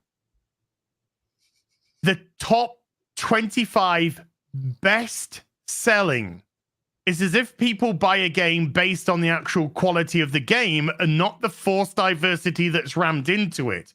What it also doesn't take into consideration, though, which I'll go into my video about, is the fact that a vast majority of the 25 games have a character creation screen. So you can create whatever character you want, black, white, brown, male, female, it doesn't matter. Yeah. Because Because all he's looking at, you can do anything you want. You can make anything you want. anything. Even Every Starfield. teammate will have sex with you. You can't have friends. Sorry, who's sex what? Oh my Baldur's god. Gate 3. If you haven't played it yet, Oh yeah. it's basically softcore porn. I didn't know it was so adult. So like as soon as my teammate wanted to bang, I was like, "What's happening?" I feel like I was playing God of War and went back into the threesome part. I was like, "What? What's going on?" Lae'zel, if you're playing, comes on incredibly strong to you, and you can't be friends really with any of your teammates. They're all love interests, and they're all they come on hard. They come on hard. I was like, maybe I'll seduce like one of them. I got 3 of them going right now, and it's hellacious. It's like an outdoor music festival. There's no law. Every color of every race. You can be the demon guys. You can be you blue. can be an elf. You can be everything. It's like world peace in a game, but pornographically. I remember playing Mass Effect 1, not really understanding the romance system on how it was working. And it got to a point in the game, you have to make a decision. Does Ashley die or does the other guy die? But one of them has to die. One of them has to be sacrificed. And I'd like use the guy in my party a fair bit because it was like useful to have in the party. So I was like, I'll keep that guy there. You know, and then Ashley goes and gets killed. From that moment on in the game, he tried to fuck me. And I'm just like, no, stop it. Stop trying to fuck. I don't want to fuck you. I'm trying to do things. Stop coming on to me. Stop. Everything I said, I'd be like, should we, can we just go down to the engine room and tune the engine? Oh, I'll tune your fucking engine if you want. No, I just want because they're broken and the ship's going slow. Oh, I'll go slow if you want me. God damn it! I just want a coffee. Oh, we can have coffee right after I fuck your ass. Just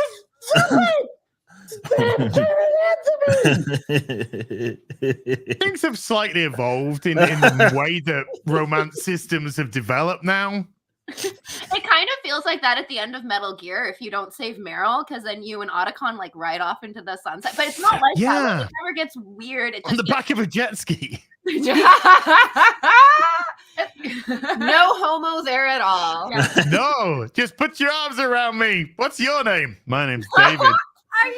Snake makes everyone feel safe. I Hold think. me, Snake. Hold me. Don't piss yourself. Oh man, that's shit. fucking hilarious. That's fucking hilarious. But no, that like what the fuck does it matter, man? It's like it's such a weird thing to hyper emphasize in this day and age, right? It's like, look, whatever the makeup is, the makeup is. You know, the demographic is a demographic. If it's exclusively one way, if it's not exclusively one way, if there's a mix, who the fuck gives a shit at the end of the day? I do think that it is a little dehumanizing when people are just limiting or rather making everything about who a person is, meaning that they have no relatability in terms of character traits, which is, again, you have to be a very shallow person if you have to be a white rich man to like Batman, for example. Yeah, right. You know what I mean? Like, I'm not a billionaire, but I can relate. It's crazy, huh? Yeah, it's insane. But unfortunately, you know, in this day and age, it's all, well, if you're a woman, that's all you are, right? If it's your sexuality, that's all it is. It's nothing else. So that's why they take everything with or look at everything as far as its representation, like a percentage base. It's like, well, the makeup needs to be this, and therefore, if it's not, there's something nefarious is going on. To your point, like what you just brought up, as okay. You look at these top games, you actually dig into it. Well, you can just create anybody. Like, okay, so let's give them more context to it. But that's not how they look at it. He's looking at it like, well, only one of them are women, and that's a problem. Like, what the fuck? Kind of like, again, like there's a lot more to individuals than their race or their gender or sexuality. Not to them. Not to them. That's the problem, right? Yeah, exactly. To them, that's it. You are that. You'll never be anything more than that. And they think. And maybe it is a little bit of a projection that they think everybody else is like that, right? Like the only way that I could like someone is if I see, I don't know, Miles Morales jumping off a fucking skyscraper in Jordan 1s is the only way that I can relate to him. And with hip hop music, of course, playing while he's doing the shit, is the only way that I can relate to Spider-Man. It's like this bullshit, man. I was reading Peter this whole time. Anyway, that is my Spider-Man because that's the Spider-Man. That's who I've always I've always loved as a character.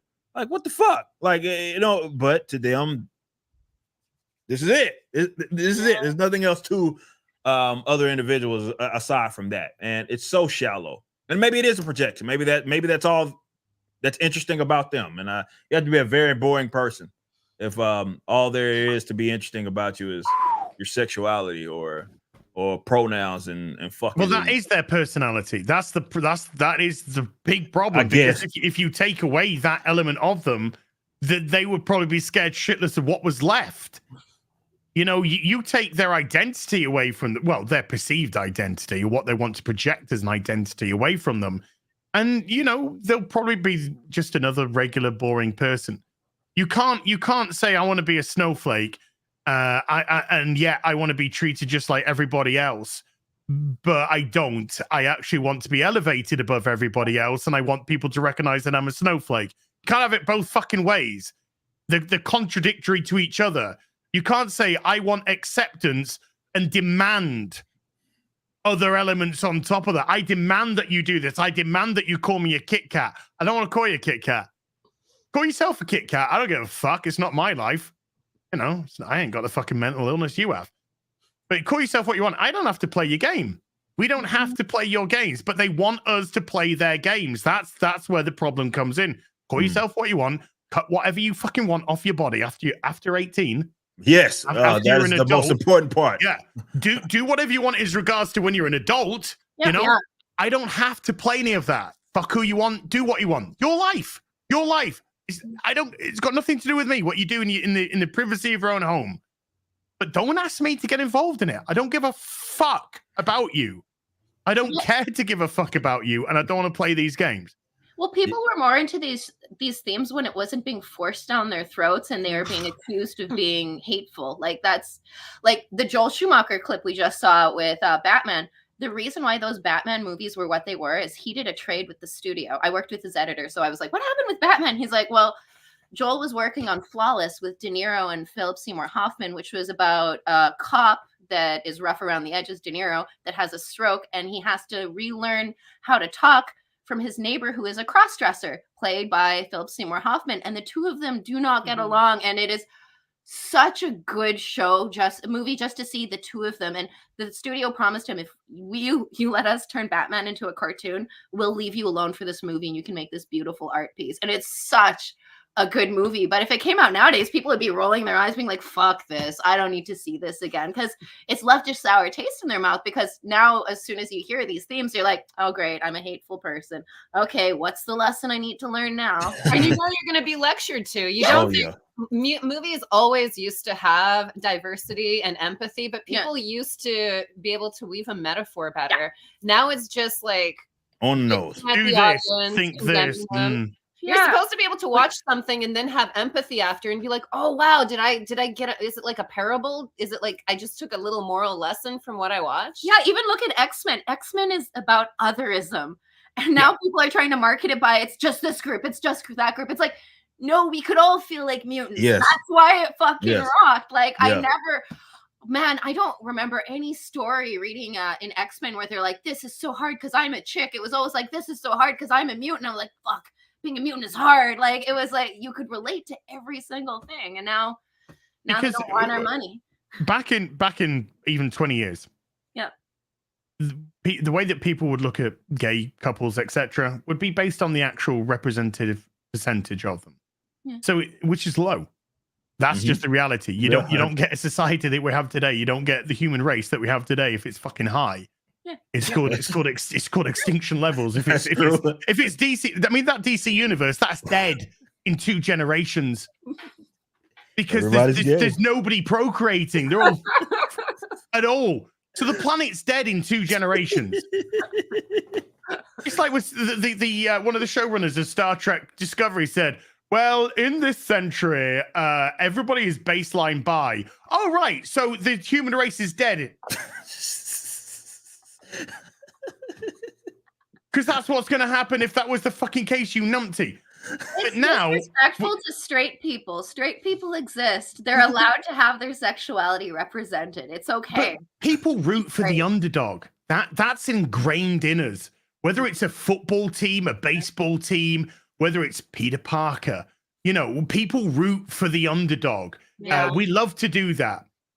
Gay couples or gay people back in the day, they were the underdog. Yeah. And so that you could have a story that revolved around somebody. You could let's take a film. Let's take The Birdcage. Let's take The Birdcage.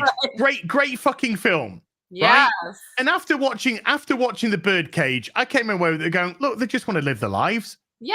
You've got the flamboyant gay couple and you've got this conservative heterosexual parents. And they come together and they at the end they reconcile. They sort of, they get where people come from. Because the father, the son and the daughter want to get married.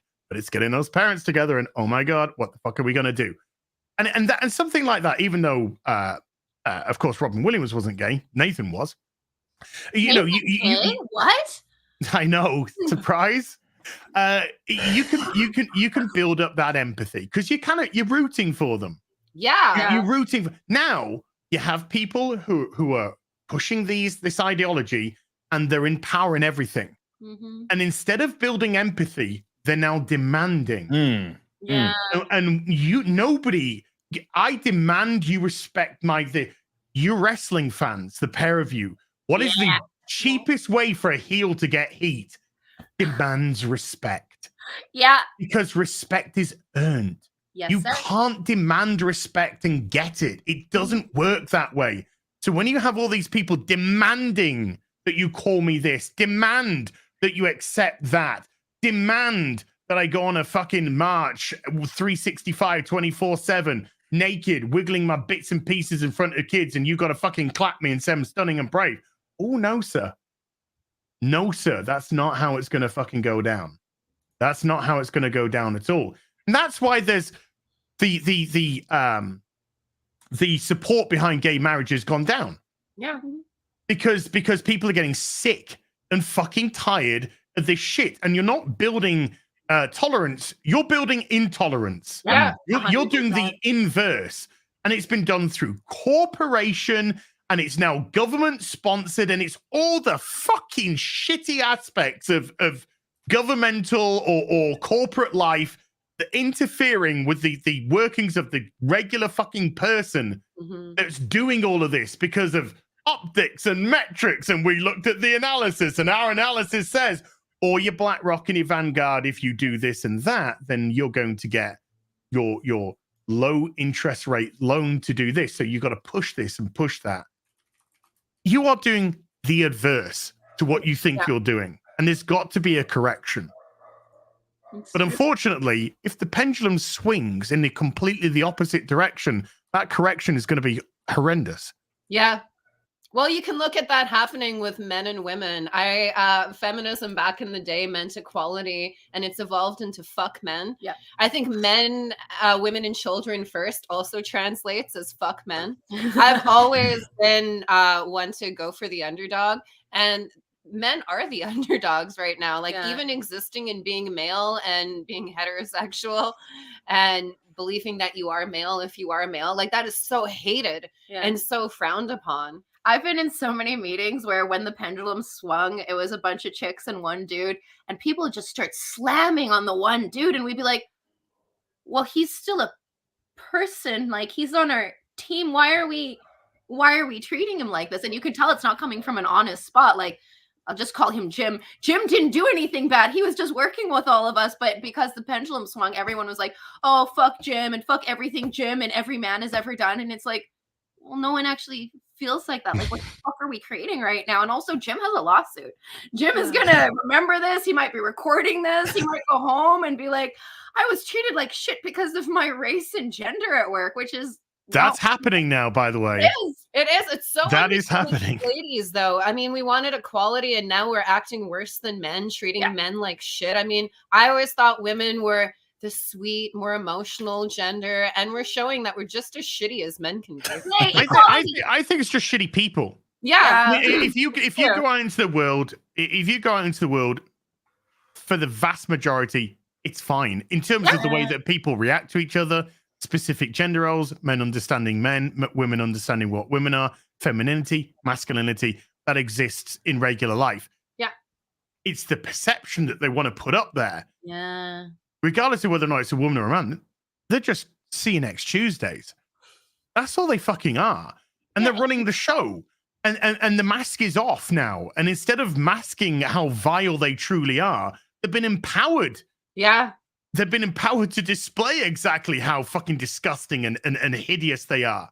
Yeah. The amount of gaslighting going around Gamergate 2.0 is insane, because all it's saying is, don't listen to what the people who are saying hideous things are saying. Listen to me saying that the hideous things that they're saying aren't actually hideous, but they said it. And we're putting in front of your face what they said. And you're saying, don't listen to that. That's not what they say. Stop trying to gaslight people. You're just hideous people that are exploiting a system that's broken. Yeah, and it's a lot of gaslighting. It's funny because we work in film, and we work with a lot of companies that were perhaps putting a lot of ideology in their films. And it's so funny because the money didn't follow it. So you can see the turning points, the talking points turning like 180. There's even this property that is famous for starring a chick and a black dude, and they don't know how to make a sequel to it because they don't want to look woke. But they're like, and it's funny because they're like, we screwed ourselves because we used to have something that was just a story, but now we don't know how to present it in a way that the audience isn't like, well, I don't want to fucking watch that. I know what this message is going to be. And it's a great series, and it's funny to see them having to regroup and be like, how do we reconnect with the audience now that we've lost them? And I respect the audience because they stopped paying for things. Yeah. And now even studios that are like, fuck you, audience, have to be like, uh-oh, the audience we told to fuck themselves won't buy the product. What happened? Oh, wow. Wow. Who knew there would be consequences to their actions, huh? Absolutely. Imagine if Eric turns around tomorrow and says, go fuck yourself to his customer base. Sounds like Eric. Yeah. Yeah, this company. Yeah, it sounds like a thing he'll do, eh? You know, not somebody who's bending over backwards to listen and understand and adapt. Yep. No. Just it's suicide. But again, the people who are doing it aren't the ones who have the financial investments per se. If a director's doing it, they got fucking paid. They don't give a fuck. You know, if it's an actor, they got fucking paid. True. Yeah. They don't give a fuck. It's no true skin in the game. Exactly. You No know, true skin in the game. the heads, why aren't they being spoken to? Why aren't they? Because it's ingrained. That's why. They think they're doing the safe thing. That they're showing to their peers that they're allies or whatever you want to call them and fucking this, that, and the other. But no, you are cutting swaths off of your customer base. We talk about dividing the customer base, splitting it in two. It's not. You haven't split your customer base in two. You're way down here now. Yeah. You are way down here.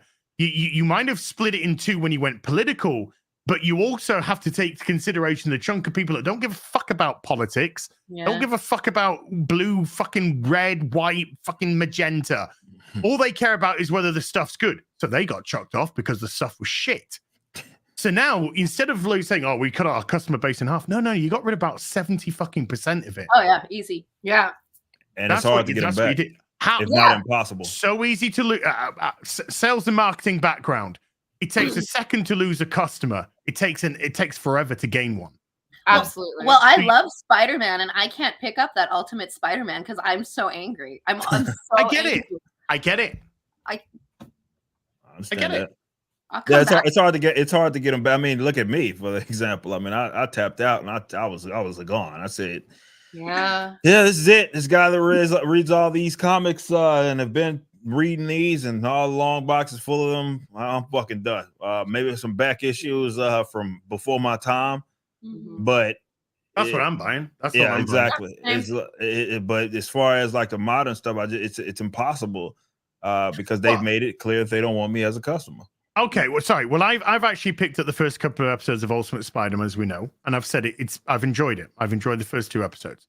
I've also picked up the first 5 issues of Transformers, but I'm just sort of like, I mean, it's okay, you know, I'm enjoying that as well. It's all right.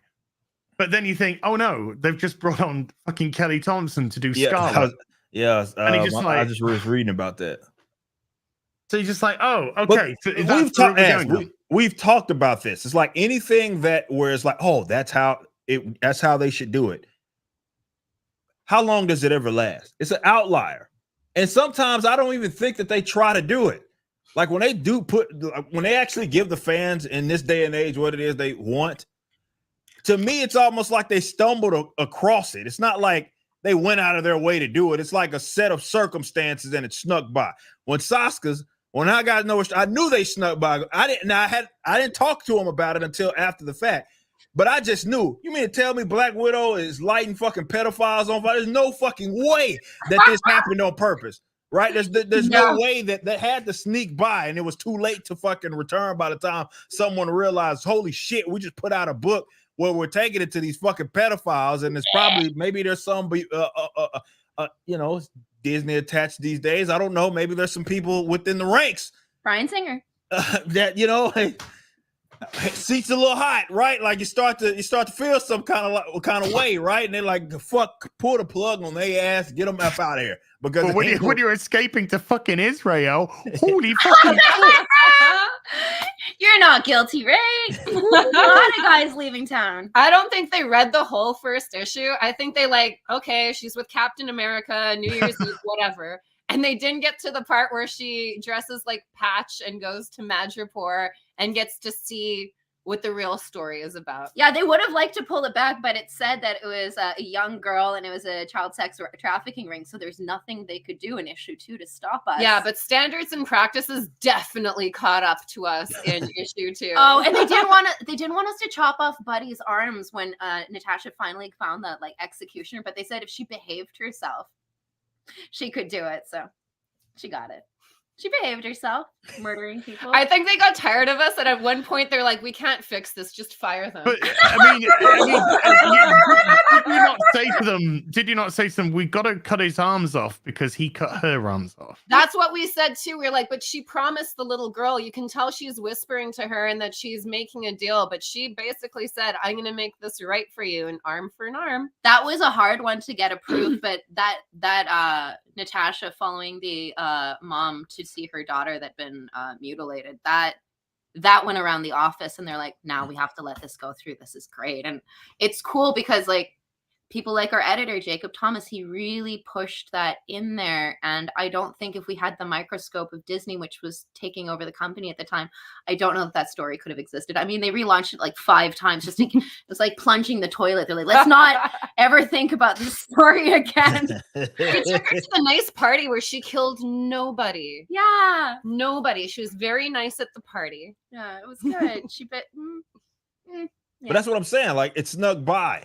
Yeah. Right? So, Oh, to yeah. your point, as is like, yeah, maybe the first issues of this new Transformers, or you get the last Ronin, but then you get the last Ronin 2, where people are like, what the fuck? You know what I mean? So it's like, it's an outlier. It's an outlier. These guys, maybe they're too infested or infected, however you want to put it. Either.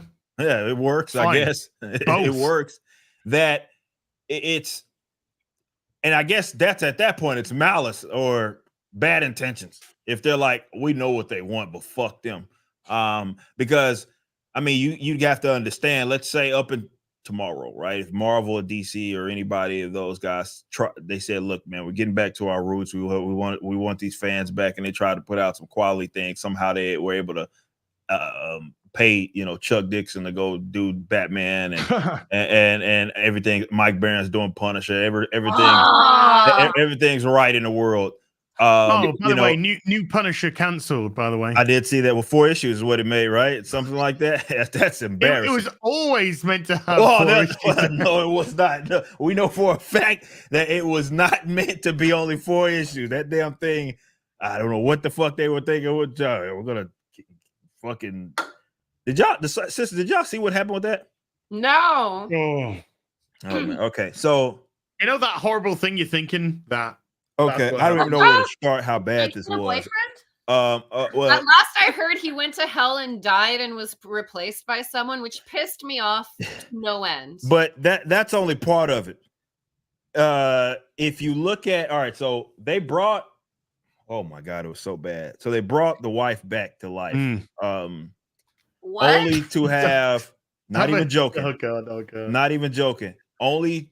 So basically, he went on this humiliation tour for Frank Castle.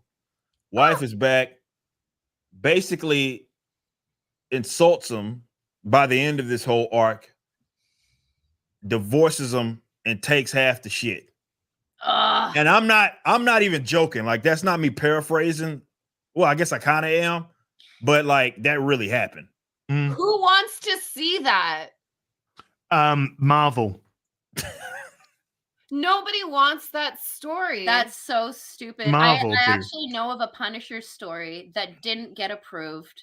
That was fucking awesome from an iconic Marvel DC writer. And I'll say who it is. It's Jimmy Palmiotti, and it was amazing. Oh, it was amazing because Shout we were out talking Jimmy. about Frank, and he gets Frank. He did Welcome Back Frank with Ennis, and I was like, and he's like, at this point, Frank isn't going to care about his family. It's done. It's done. You had to put him in a situation where you re-traumatize him, where it reinvigorated his dedication to being the Punisher, and it was such a fucking good story that I was like, oh my God, I would have become a Punisher fan again. And it was like, why didn't they do it? And they own it. It's just sitting on a fucking shelf right now. And I wonder how many great Marvel and DC stories are just sitting on a shelf. And you're like, nah, we don't need this. We don't need this Chuck Dixon story. Let's hire. No one wants to see their heroes humiliated. Other than No. last time in Florida, I looked at a couple Daredevil comics and just died on the inside. The last time I checked in with him, he had every bone in his body broken like a few years ago, and he was lying in a hospital bed, and his villains were just coming and making fun of him and talking, and it was like, who is this for?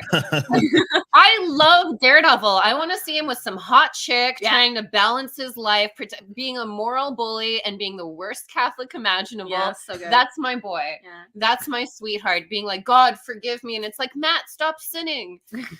Yeah. I don't know, man. You don't know where that scene could go. Oh man, it's bad, 9:30 a.m. Time to. How's the YAIRA doing? Yeah, guys, happy YAIRA Day. Thank you. Oh yes, shout out to y'all, man. Oh yeah, hi guys. Thanks for being in the chat. Oh yeah. You guys are. Shit. We're 2 hours into this thing. Camera's on the whole time. Oh, camera's on, huh? Shit. Camera's been on the whole time. Hello. Hello. It's like yesterday, Gary starts the real BBC and we were taking a piss out of DSP. It starts off with me going, cheeky chong chong. Yeah, and I was looking at the chat when that happened, and everybody's like, what the fuck? Oh man. YAIRA's on 1,105,375 with 7,471 individual backers. Wow. And around 13,000 books sold. Jesus. So we're gonna have to jump into the soups now, peeps. They holy 2 hours. I know that. I mean, goes quick. When you're having a chit chat about stuff, it goes quick. I love this show. Thanks for having us on. Oh my God! Thanks for letting us just show up. I love that. That was a good call. Yeah, just bring him in. You doing anything? Yeah, do you want to pop and come in? Yeah, that was a good call. Yeah, come on.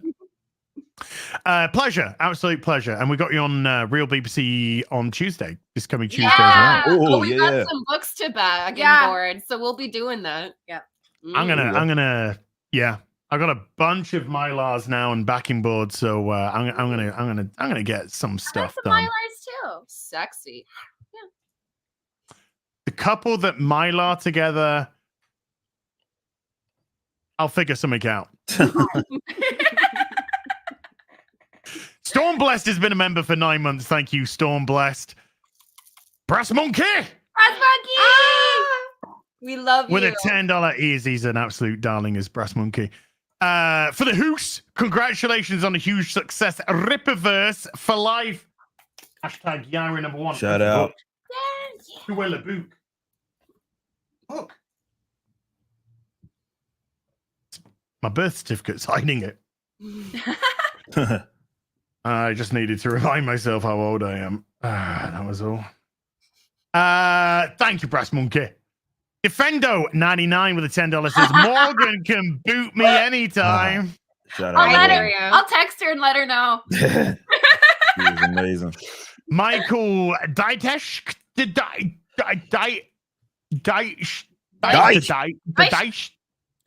a $5 says great successful campaign 2 days in. Congrats on bringing a live action trailer to comics promotion. PS love the Oscars. Oh, thank you. Shout out. Yeah, we'll talk about that more on Real BBC. We'll go into that. We'll go into that whole thing because I love that behind the scenes. By the way, Thank you. Oh, I did. I to see Eric in Canada. It was just the whole process of being out there in live action. I mean, out there in I imagine that would be Vancouver. Yes. Yeah. So you were out there in Vancouver where a lot of stuff gets filmed to actually be practically, do stuff. And there's stuff we can go with. There's stuff I want to talk about. But it was just nice to see something, again, you were looking at something different for this campaign. Yeah. You had the amazing animated trailer for Alpha Core, which was superb. Now you're doing a live action trailer, which of course leans into what you do as filmmakers yourself. So that kind of made sense. Makes a lot of sense.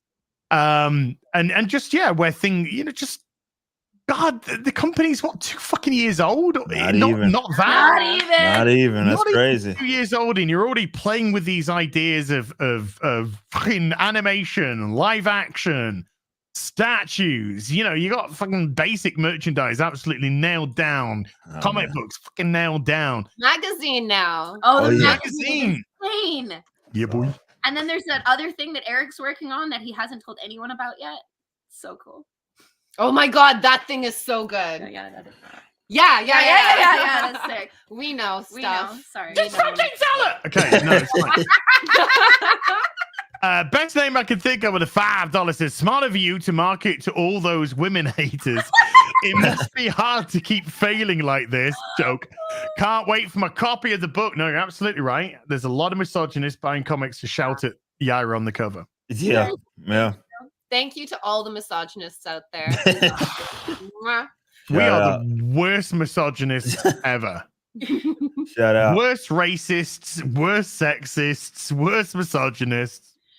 The worst of the ists and the phobes. I know. Gotta up our game.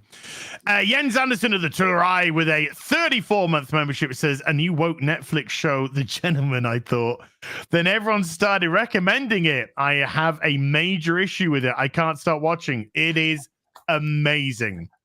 Absolutely amazing. I love the film. It's one of my favorite films. And then to have the series just be as good as it is, I'm very happy, Bunny. Steel Leg of History with a $5 says Eric as Jen and Jen. I think one of those is meant to be a Sylv, but okay. We look the same as Robert. Maybe it's just Jen. I got my niece Reese buy all. I got my niece Reese. Buy it all. Buy all. Yeah, I wish I could have gotten her the bigger one, but she will have all 4 covers and her first CGC cover. Be blessed. Nice. Wow, that's a huge purchase. Thank you. Thank you, Robert. And Robert, hit us up online. Jen and I will make a birthday video for her. Oh, yeah. There you go.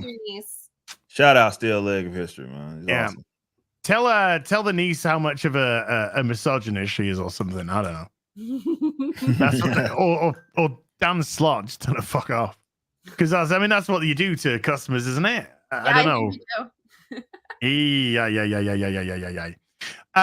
Bushin Ryu Cat with a $10 says, for the sisters, hands off them as. I ain't making no promises. Which one of you cameoed in the trailer? I know. I spotted Solari! Save us! Damn, that was magic. The funny story is I wasn't supposed to do it. The actor that I brought to do it, he had to go to another gig, which he told me while he was on set was in Los Angeles. And he's a friend of mine. I'm like, dude, what are you doing? I love him. I love him. So he left, and the shitty thing is, I spoke to him. I love him. I spoke to him for 30 minutes explaining who Brian Solari was, who the Alpha Core is, because I wanted him to really. So you were ready. Well, I knew what it would sound like if you were yelling for Brian to save you. Oh my God, Brian, come save me. Oh my God. There's another book that I can't talk about that he may or may not be in. And my God, is he so hot? He's fine. When you did it, because Sylv would have been directing, when you did it, did Sylv say, Jen, once more with feeling? I wish. She does not make enough Buffy references on set. That's my bad. Better. Oh, was that a Buffy reference? Oh, was that? I don't know. 2, was there a plot for the trailer that you rejected before the one that you went with? Well, there was some stuff. The trailer is obviously for the comic book. What happens in the trailer also happens in the comic book. I saw one and YAIRA one. Yeah, and there's a lot of, just like movies used to hide stuff, there's a lot of stuff that happens in YAIRA 1 that is hidden. Yeah. I mean, there have been characters that have been shown that I keep biting my tongue and be like, oh, that's blah, blah, blah. And I'm like, you can't say their name. You can't say that. Nobody knows just a person who they are. So we wanted to give enough of a taste so people would be like, oh, she is working for Projaxis. She is with Sally Rodell. And we wanted to kind of introduce another character that might be in the trailer that you don't know the name of unless you've watched the making of. In which case, we put all the character names right below them. Yeah, we wanted a little taste. And we have heard all the feedback, and yeah, we're gonna give you so much fucking more, guys. Yeah, so much more. This is just a little start. This is a little taste. This is a little something. And if you like it, just a taste, just the tip, you guys. Just the tip.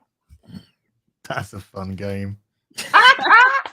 Drunk 3PO with a $10. Jay. We love you.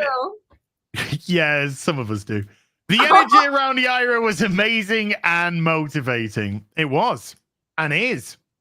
And Jay's book is coming through Rip Ascend, I believe. Yes, it is. Yeah. Yes, it is. Can't I'm wait to read excited it. for that. Very excited. HTK, Jay knows a lot. HTK bass player with a 4-month thank you, sir. And Mr. Medica, shout out Mr. Medica.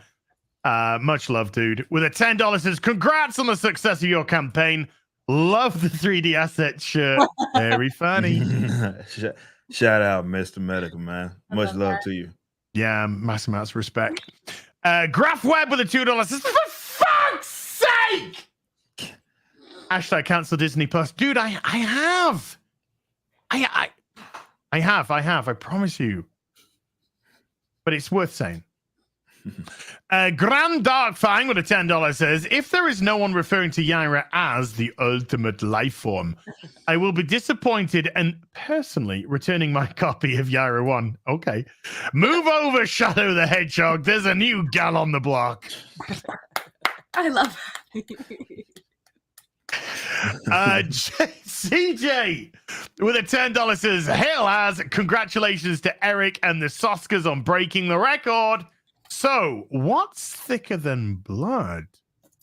Oh, that's an unlockable benchmark, which means it's been unlocked. It's been unlocked. Y'all, it was too quick, man. It was too quick. Give us some time. Give us some time. We're getting through. We gotta get the fan art contest ready to rock. I got an idea. And I'm actually thicker than blood. What's that T-shirt you got on there, Sylv? What's that? No, don't look at her 3D assets. I'm looking at her 3D assets. All I can tell you, fans, is when you ask for something, we listen, and there's internal discussions. I remember working for I thought you were going to say being like, misogyny. hey, fans said this, and they're like, fuck the fans. Who cares what they say? Yeah. It's the opposite here. We hear like the magazine. As soon as you guys mention it, it started getting worked on. Oh, the magazine is insane. Oh, yes. It's so good for people who are fans of this and they're artists that want to get involved because like even I think we did say this that somebody who won the fan contest works for us right now. Eric? Yes. Oh yeah. Yes, That was part of the deal. Yes. Yeah. So that's not an NDA. That's not an NDA. I don't know anymore. I feel like I'm in Memento. But this is a great opportunity. Like, if you're an artist, join us, man. Yeah. And follow your stupid fucking dreams. And I call them stupid fucking dreams because people will always say they're dumb. Who gives a shit about them? Chase them down anyway and make them your bitch. You'll feel so good about yourself when you do that. You're going to love the thicker than blood reveal, you guys. I'm very stoked for it. It's stupid. If it's not Ingrid Valdez talking about her first period, I ain't fucking interested. Oh, you're going to be so happy. Yes. Finally. Oh, man. It's about time we had menstruation talk. Crit Nature with a 10 Swiss said excited for YAIRA 1. Eric, is there no possibility to further reduce the international shipping costs in the future? That way some of us can avoid that bullshit VAT and add 1 or 2 more items to the order. I mean, man, our rates right now is cheap as they've ever been. I mean, I'm seeing certain countries be able to get it to $15, you know. But as far as like, I mean, there's not a whole lot that I could do about your government taxing the fuck out of you. There's not much I could do about that other than set up a place in your country. And we're just not there yet. Would I love to have Rippaverse Canada and Rippaverse UK and Rippaverse where we got to be pushing some numbers and we'll get there. Maybe at some point we can justify that. We're just not there. We're just not there quite yet. So that's why we've been working very, very hard to do what we can to get the race down as low as we possibly can. Anvek with a $10 says just appreciating y'all been goofing that as his alter ego, Peeping Tom, is YAIRA's #1 fan. I'd write that. I'd let you. Quite, yeah, because there'd be a lot of tits in it. Yeah. Why wouldn't I? Defendo99 with a $20 says the YAIRA statue will make Elton John stop. Is that how I get us over 2 million? I say a certain number of the proceeds will be going to Elton John. Stigma AIDS. Tell him to stop stigmatizing AIDS or whatever. I think that maybe that's the move. Come on, Elton John. Still haven't heard from Tim Sheridan about popping on the show. Shout out Tim Sheridan, man. Hey, Tim. Shout out. Josh Kelsey with a $20. Thank Josh. you. Love you, Josh. Thank you. Bashy Washy with a 50. Says, listen, Black Stanley. Time is up. This is your 4th failed campaign. You're going under. Even though some non-practicing lawyer wants you to make millions, You are done. We are aware of your grift and will move the goalpost accordingly. Hi, us. Hey, Brass. Hey, Brass. Hi, Bashy Washy. Oh, man. That's good. Shout out to Bashy Washy. And I, of course, know that reference. Mr. Metacritic is here. He made a joke of that reference as well. It's fucking funny. I'm not going to lie. Shout out to he's my Arabian prince. So shout out Bashy. Ooh. Shout out. Yeah, he's waiting for the Pride March in Riyadh. I don't know when that's going to happen. I'm going to... Never mind. Beardo Secret Illiterate Racicism with a $2 says, Az wants a YAIRA blow-up doll with the Dune popcorn bucket. Yes. Maybe YAIRA body pillows campaign 2, guys. Maybe we gotta wait for YAIRA 2. When we get the booty shorts, we're on the way. Yeah. There you go. YAIRA fleshlights for number 2. What's a fleshlight? If you can't see in the dark, if you can't see in the dark, I think you turn it. No, that's not quite what. No? Maybe you do use it in the dark, but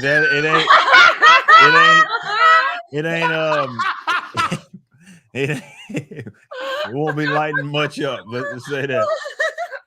It might be lighting up somebody's face. Yeah. Defendo. Wow. Sylvan Jen, why are you so pervy? We're Catholic. That's it. That explains everything. That's it. That's all I needed to know. Thank you. Yeah. Defendo99 with a $5 says hashtag foil Eric sketch poster. Yes. Foil. Yes. That's funny. Yes. Okay. I got another idea. Yeah. I got another idea. The campaign hits 4 mil or adjusted based on statue. The Eric sketch is released. Yeah. The Eric sketch has got to be a variant cover for ISOM 3. Oh. Yes. Please. Like a holographic cover. Eric, you've seen Alex Ross. That's the hologram cover. Too. That's the hologram cover for ISOM 3. Ooh. It will be the most sold out cover, promise. Yes, it will. Okay. That's not a bad idea, man. That's actually not a bad idea. That's not a bad idea. Oh, come on now. That's not a bad idea. Right, I'm calling Elon. Elon, drop a million. Everybody hit Elon up on Twitter, X. I'll even call it X. If Elon gets in on this business and starts getting some product, get us over that 4 mil. He knows who Eric is. He knows the score. Yeah, he did. He just retweeted me not too long ago. So yeah, exactly. He knows I'm a thing. Darth Sidious with a $5 says, "Can you say what scale the statue will be?" Oh, it'd be a solid size. It would be like, I wouldn't say the exact because it could go either way. Sure. Yeah. But it would for sure not be some like fucking, I don't know, size of a can or some shit. No, like we're gonna fucking go all out. If we're gonna do a statue, we doing a statue. If you do a statue, I would recommend a 1:4 scale. 1:4. That's pretty big. 1:4. Okay. Yeah. Okay. Maximum size, maximum profit. Okay. Say less. And also, it will take us closer and closer to that sketch. Racer 777 with $5 says, "I want a YAIRA taking a shower statue." Man, me too. Same. Yeah. I mean, I'm okay with that. Probably make a lot of money for it. You could have a tube going. This sounds a bit weird. Now go with me. A tube going up so you could actually sprinkle water down. Wow. Okay. Pretty. And hot, then in the base is the reservoir that you fill up, and it's like it pumps it through, so it's like a continuous. Yeah. Ooh. All you need is like $2,000, people. Yeah, it wouldn't be cheap for sure. No. Bit like me. Be worth it. Well, no, I am cheap. I'm only joking. Craig with a 14 months says the Saska sisters are the hardest working writers I've ever seen. Amazing attitude, being kind in chats and being super amazing people. They are wunderbar. Yes, they You're are. wonderful, Craig. You're wonderful. I love you, Craig. Thank you so much. You guys are so nice to us. You're like, how are you nice to us? I'm like, because you're nice to us. Yeah, we're reclusive nerds. Thank you Yeah. for being friends with us. It's nice. They're like the anti-Dan Slott. Yeah, pretty much. Yeah, I'm blocked by Dan Slott. I did not like his Spider-Man. Oh, don't get me started. That makes a lot of people. Trey Gordon with a membership. Thank you, Trey. Lady Aaron has gifted 5 to the stream. Lady Aaron, thank you. Appreciate you, my darling. Great mod as well. Thank you so much. Always giving up her time. The Killer Spotlight has been a member for a month. Thank you. Sorry, ladies. Thank you, love. Best name I can think of, also gifting 5 memberships to the stream. Thank you, best name I can think of.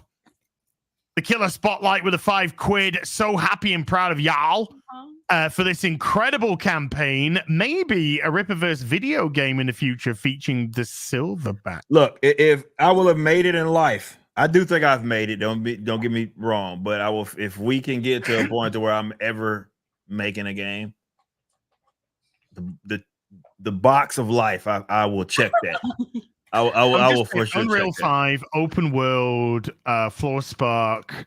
Oh yes, absolutely. That would be I want to do that so bad. Hero. Oh man, you'll dude. do it, boss. You'll do it. Oh man, dude. Not to disrespect. Hit that Midnight Society. See what they're going to be up to after Dead Drop. After Dead Drop, yeah. I want to do that, man. Invite me over when he comes to have a meeting.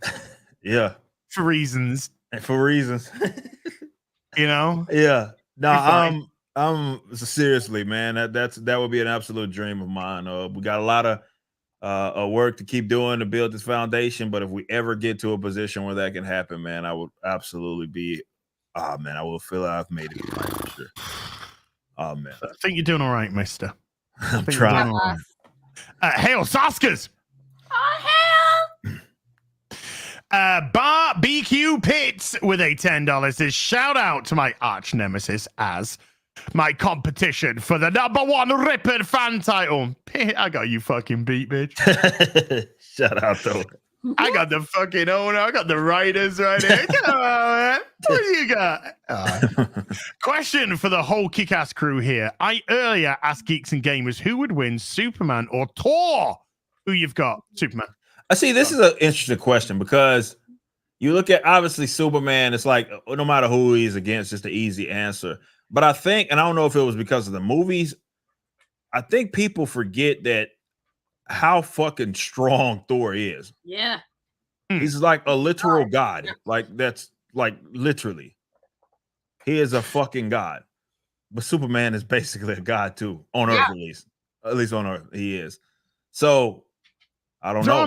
There are mitigating factors in terms of how does Mjolnir truly work? Because if Mjolnir is working off magic, then Superman is susceptible to magic.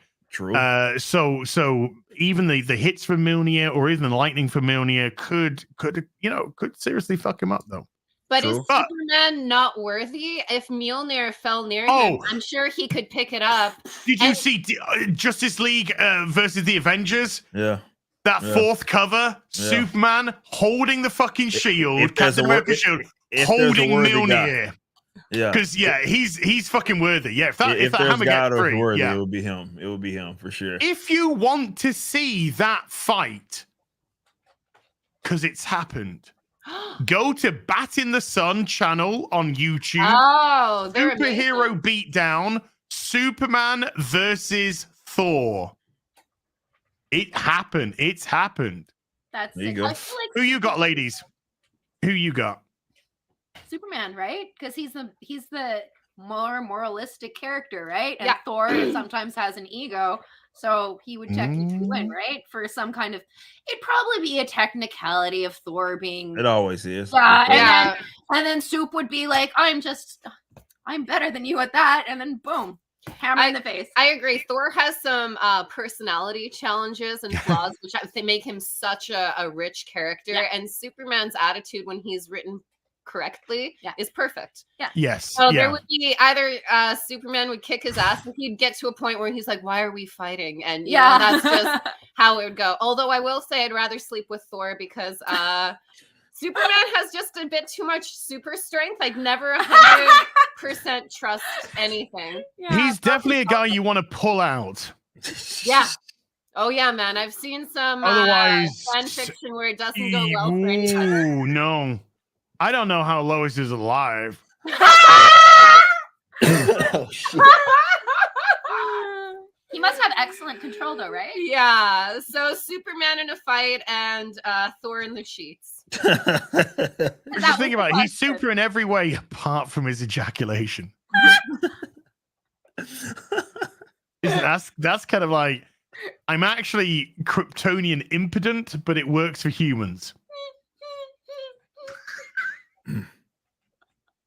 Why would you say that? Why?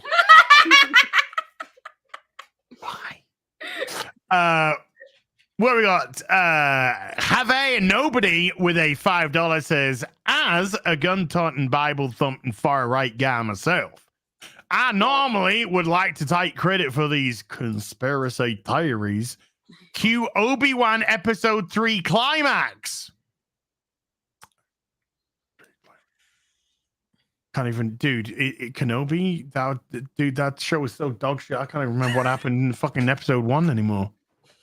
Apart from he was sad and ran away a lot. Sounds and like everything. a fun show. Oh, it was, yeah. I wished I had terminal cancer instead.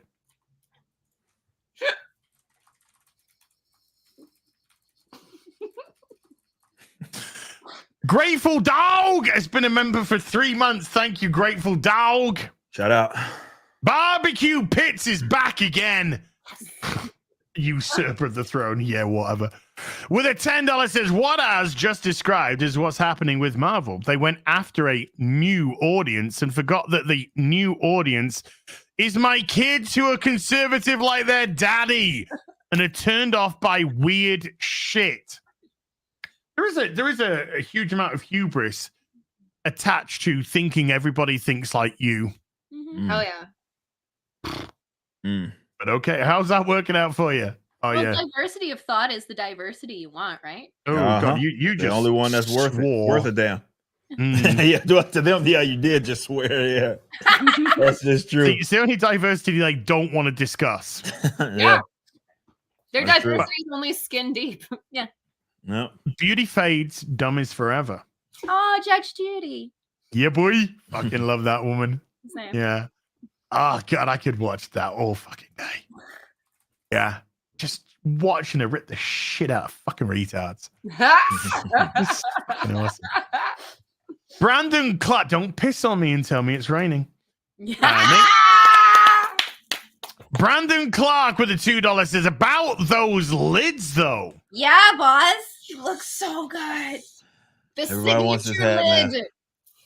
So many people want it. It's a yellow trim. Yeah, it's a good hat, man. It's a nice quality hat, man. But yeah, we are. I'm a white British guy. I had no fucking idea what you were talking about. A lid is a hat.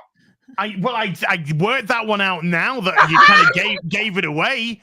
I was just like, lids. Lids. Is there a cup? That's pretty good. It is sweet. I did clock that yesterday, actually, when I was watching your video.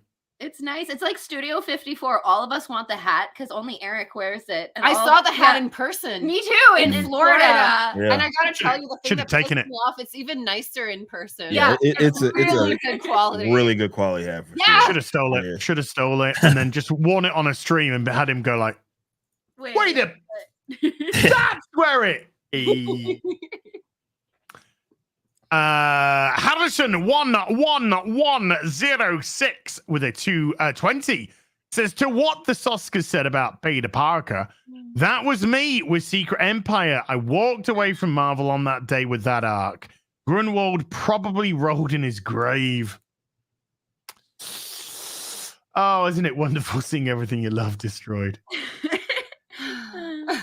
Headcase Laboratory with a $5 says the Rippaverse slaps harder than Joe Jackson in a daycare full of untalented children. A lot of Hail to slapping, man. Rippaverse. Hope to see an animated YAIRA short, Eric.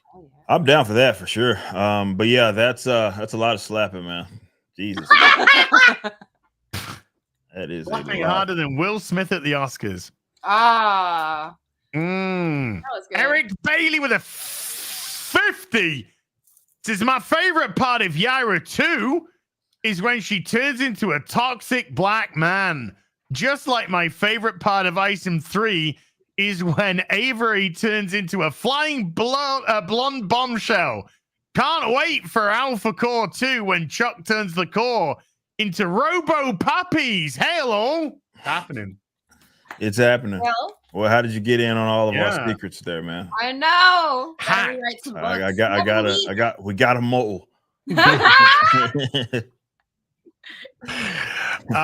Money on Kara. King Rob the God with a $10 says, on my wait for YAIRA to be delivered, I wanted something to read. I love vampires. Is American Vampire a good series? Was thinking of picking up the omnibus. Any thoughts? You should pick up No Restraints Play. Yeah. That's what you should be picking up. Yeah, but I'm not familiar with that.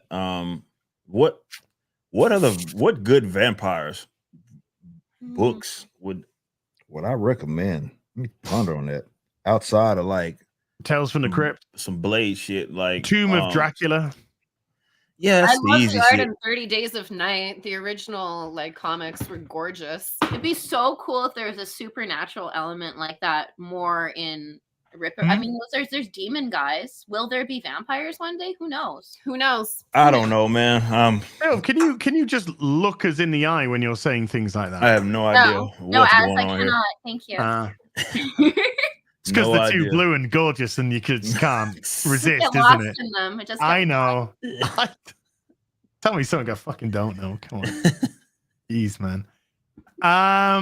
Brad Millar with a £10 says, nicely done all. Smashed it again and again and again.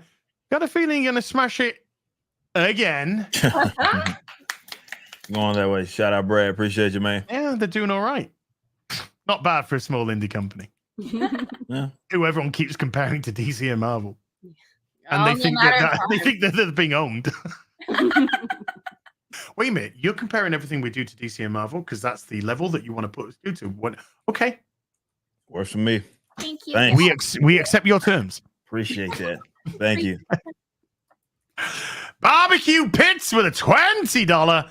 Favorite part of the YAIRA trailer is when YAIRA, out of fucking nowhere, realized she was in love with Altona, stopped in the middle of her fucking speech, front lifted Altona, and went to work because Alex Jones was right. Damn, the YAIRA Run script has been leaked. Bummer, man. I'm Damn. surprises Wow. for readers.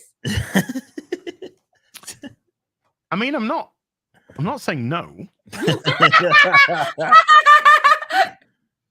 Oh man. 32 flavors of Nick Weiser with a $10 says. Shout out Nick The Wise. X-Men were outcasts. Almost everyone can relate to that point. Correct. Geek, punk, metal, head, and even some circles, prep can be such. All you have to be is just feel like you don't belong. That's all you have to do. Moral of the comment, we all can relate to being an outcast. Correct. True. But now you can just be gay or some shit. I don't know. And not my mom with the $10 says, to be honest, I stopped reading new Marvel comics when Bendis wouldn't stop making crossover events and DC Comics when they wouldn't stop rebooting them. I almost came back in 2017, but I saw the interior art. Dude. I could talk about this all.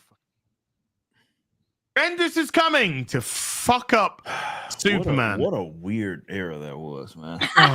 Yeah. That's such a weird. I did not understand. I'm sort of reading random books and Bendis is coming. This 2-page fucking spread. I'm like, yeah. Like you would have thought it was like Stan Lee is writing for DC. Like the way the big deal that it was such a weird moment. I didn't understand it because it's not like I didn't know who Bendis was. Of course, definitely with some of the stuff he was doing on Marvel. I just didn't get it.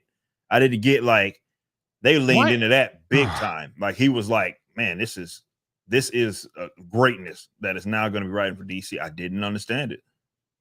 Well, I mean, particularly considering it was going to come off the back of Dan Jurgens. Well, I mean, obviously he ran Superman to the ground. There's no secret there. But even if he hadn't, like the hype, the build up, I just didn't get it. I did not understand it. Dude, you ain't going to get a better Superman writer than Jurgens. You're just not. And his stuff at Rebirth was fucking fantastic. And he was getting Superman out of a fucking hole, and then Bendis buried him 6 feet fucking under in a kryptonite coffin. Yeah. Oh my god, I fucking hate. Slightly personal with a $2 says YAIRA statue, workout clothes or super outfit? I don't know. We'll see. I wouldn't want to play poker with the boss. Nah. Yeah. It pissed me the fuck off.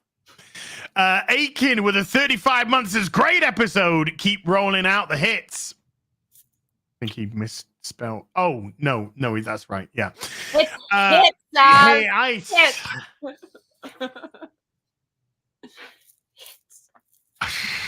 Not. It's a little bit from column A, a little bit from column B. Kim Clements with a $10. Will you have a donation book option this time?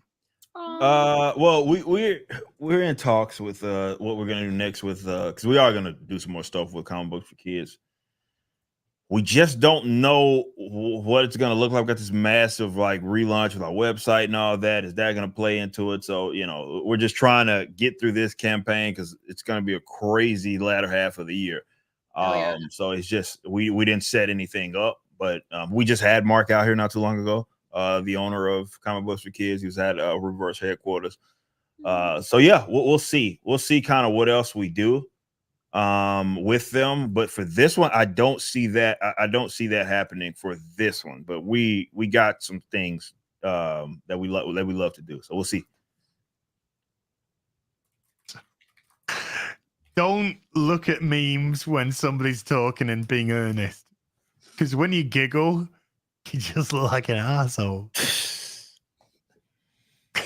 But it was a funny meme, and I'm going to show it. Fuck it, I'm going to show it. I'm going to show it because I laughed. I have no idea what this means. Could somebody explain? I can see that. Yeah, I can see that. I think that's pretty fucking spot on myself. I can see that. Yeah. Yep. Oh man, jeez, talk about having a company infiltrated. Woo! This is worse than fucking DC and Marvel put together. Crimson Shadow with a £2 says, I just ordered my copy. Keep on winning. Oh, they are, mate. Thank you. Appreciate you. Lean back, have a snack, take a nap has been a member for 5. And Bruce has been a member for 10. Thank you. We love you, Appreciate the Bruce. pair of you. Neo Nimbus with a $5 says 4 out of 4 $1 million campaigns for Ripperverse gonna Ripperverse. Congrats to Ripper and the Saskers. Did all right. Thank you. No, I mean, nothing's right on about it. Shout out Neo Nimbus, man. Thank you. That's quite good. Bruce with a $10 says congratulations to the entire Ripperverse team and a special congratulations to the Saskers. $1 million in one day. I got it all. Oh, hell yeah, Bruce. Bless you. Thank you, Bruce. You're so fucking awesome. And thank you to everybody who made it $1 million in 24 hours. That's insane. That's insane. That's good for anyone, not just good for a girl. Wait, you're girls? You don't know how I identify. You don't know how I identify. Fucking bigot ass. I know. Fucking hell. Time to kill myself, I guess. Thundarius with a $2. Where's the hat, Eric? Everybody's waiting on it, man. I'm pondering. They're waiting on it. They I are. had to shout that. He put it in capitals. It's a good hat. Vito Prashad with a $5 says, damn, I'm late. Ladies looking lovely. Appreciate you. Men looking manly. Got all the covers. Can't wait for hashtag release the Eric sketch. Oh, yeah. Appreciate that. Thank you. Have all the signed slabs gone? I don't think so. I hope not. Because I saw on the I had a little look at the Get It All Again. Yeah. And when you go down to the CGCs, it's like sold out. Oh shit. Let me we need to get on that. Let me make sure. Oh wow. Thank you. I think we're good. I think we're good. I'm looking at it now. It may have been a glitch. I think we're good though. Okay. Yeah, I think we're good. Uncle 10,000 copies. I'm happy to. I think you're at 17 right now. 1,000 copies. I've done 17. Taking a break. Wait, what? How many more are there? There were zeros behind Oh, that. someone said in the chat, A's gone. Is it? Oh wow, A was selling like hotcakes. Yeah, it was. Holy shit. A in stock, B in stock, C in stock. I see it's in stock. Maybe yeah. they added some. Maybe it was a glitch, or maybe they added. I don't know. We tried to. The number should be good though. Yeah. Now the sign and graded are showing in stock. Okay. Yeah. It may have been a glitch. It may have been a glitch. Okay. Yes. Yeah. Yesterday they were going. Nah. I was like, fucking hell. Blimey, Charlie. A was going yesterday. Okay, yeah. So something happened and they must have added it. I'm gonna make sure we're staying on top of those numbers. Okay. Jokingly, I get that. With a member for 8 months says, grats on YAIRA 1. Ripper, you mentioned an unposted benchmark. Any info? It's funny. I was just talking with the sisters about this today. Yeah, there's one that was supposed to be added that wasn't. We'll get you some more information. I haven't even worked on it yet. Because I've been ripping and running all day. So let me go work on that, and I'll have maybe an update, maybe or something tomorrow. But yes, that is correct. There was a benchmark that was not posted. So nice. Well, if you don't have any respect for the customers, then Darth Gavel with a $5 says, Sasuke, sweeties, please give a Sharon Stone Basic Instinct scene. You mean for us or for YAIRA to do? Yes to both, Guy. We'll figure it out. Anything for you. Justin Martins with a $5 says, if Thor is a god everywhere, he just needs to catch Superman under a red sun and it's over. Yeah, that's true. Well, he's got to get him there, though. Yeah, How are you going to get him to and that's another thing, you know, like it's not as if he's you just take it by the hand. Yeah, and just grab him and like, yeah, let's go fly away from all of this. Gonna go on a date. Hold my hand. Oh man. Fancy going to Krypton. Oh, fuck you, Thor. Fuck you. Oh, too soon. Fucking asshole. Brockus with a $2 says, Clark pisses in toilets without destroying them. I told you, weak stream. Weak stream, clearly. But you prove that he does, though. You prove that he does. Maybe he goes into the fucking ocean, just pisses in the ocean. Poor ocean. I know. Well, I don't think he's going to fill up the ocean. I don't think he pisses that much, Sil. But he's super strong. Like, a strong stream. He could, like, anyway. All right, fine. There's a few fucking tuna that are going to get skewered with urine. Worst ways to go? A-Kid with an $8 says, I'm spending $7K to create a new aquarium. Oh, imagine cool. if studios caught my attention with awesome stories and merch. Hail the Rippaverse, and now YAIRA. Thank Good you. to Out. Sheepsidian with a $10 says, I hate YouTube's fan funding. Either way, I'm going to campaign to get the Rippaverse team to run a Buffy/Angel themed D&D. As Interesting. Get a polyhedral dice set. You're in. Don't we have one? Yeah, we have them. I might already have one. Hot. What's up, ladies? How you doing? Ooh, you love a man with dice. Yeah. Want to roll some 20s?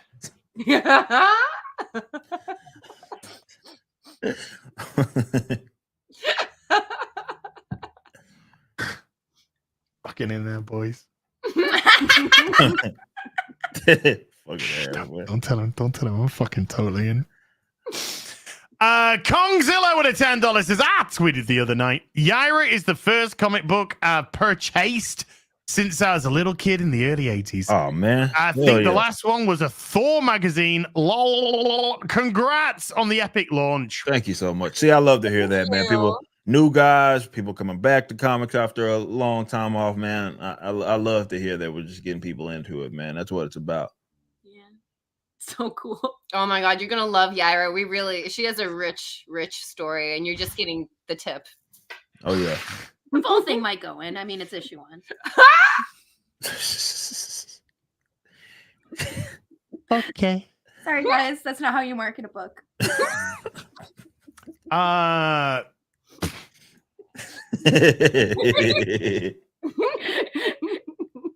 man. Hey, it's fine. That's fine. Woof. Not just getting the tip, you're getting the shaft as well. Joe Music 931 with a $5 says the Rippaverse has been doing so well. I've seen people jump genre to make hate videos. Oh yeah. Then the YAIRA live action promo swarmed the new Ripper haters. Got to get that content.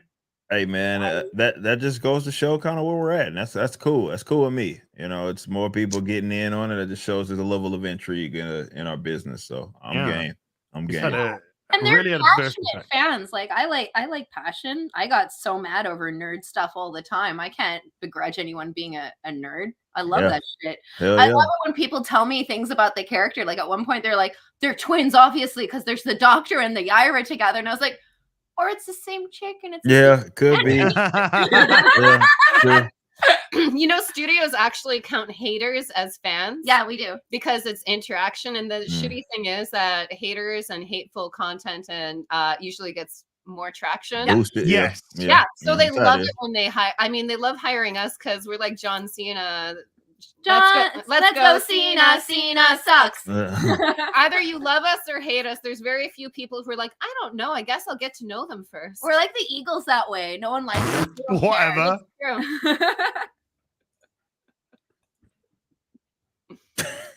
I like to make up my mind before I've even had any conversation. You always take the most flack when you're above the target, dude.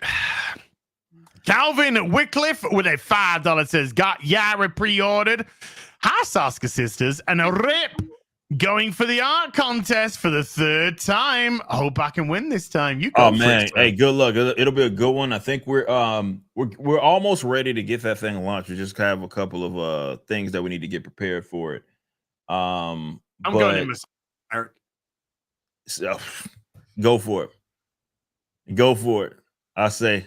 I got this PC, creates 3D assets.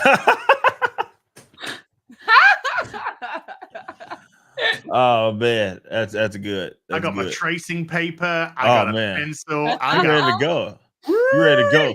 Yeah, baby. Let's go. Let's see. Winner. Let's do it. I'm there.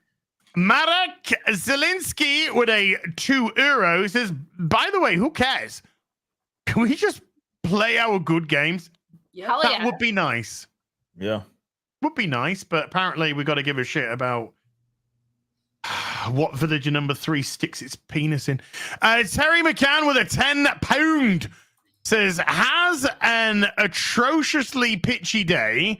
Quite frankly, worse than any. Being a Brit, I understand what he's saying. Worse than any crusty snatch. Just seemed onto the Sausage Sisters has made my day immeasurably better. Be still, my beating heart. Mwah. We love you, Mwah, Terry. Terry. I'm sorry about the snatch. Yeah, I hope The crusty snatch. Get that shit checked out, man. 1000%. I don't think that's supposed to happen. Oh, you need a fucking YAIRA flashlight, mate. And then Terry follows it up with another $10, and I think attempting to say the first super chat again. Had an utterly atrocious day, even worse than a crusty snatch. Just seen the Sausage Sisters has made my day immeasurably better. Be still, my beating heart. So that was the same, but this time with the corrections that I had to try and jump through. But I got there, Terry. Cheers for the coin, buddy. Risk it for a biscuit with a 3-month membership says hail ripping the Silverback and the Twisted Twins. Hail independent creation, hoping for your continued success and inspiration for others. You go, girl. Thank you. Follow your dreams. Yeah. Into the toilet at 2 o'clock in the morning for a blow. And B Buster with a $10 says, I ordered my bundle of YAIRA and Dooku cards. Also, my Joe Bennett books arrived today. Hell yeah. I'm seeing a lot of those in the wild. Team was really quick on getting those out. So, yeah, it's crazy. It's only Wednesday. We started shipping those Monday. Wow. Mine shipped. I got my shipping notice either this morning or yesterday. Nice. So they're going out really quick. Man, we're hearing the same things. Like, you got to see it in person. This damn, I don't have one. I cannot wait not to read it. Yeah. Oh yeah, like you do everything. As It's mostly pictures. You don't have to read it. You can just look. yeah, that's true. That's very true. Very true. That's the way I like it. that word shit gets in the way of everything. I want to look at a picture. There's a fucking word balloon. Clubfoot has become a member of the channel as well. Thank you, Clubfoot.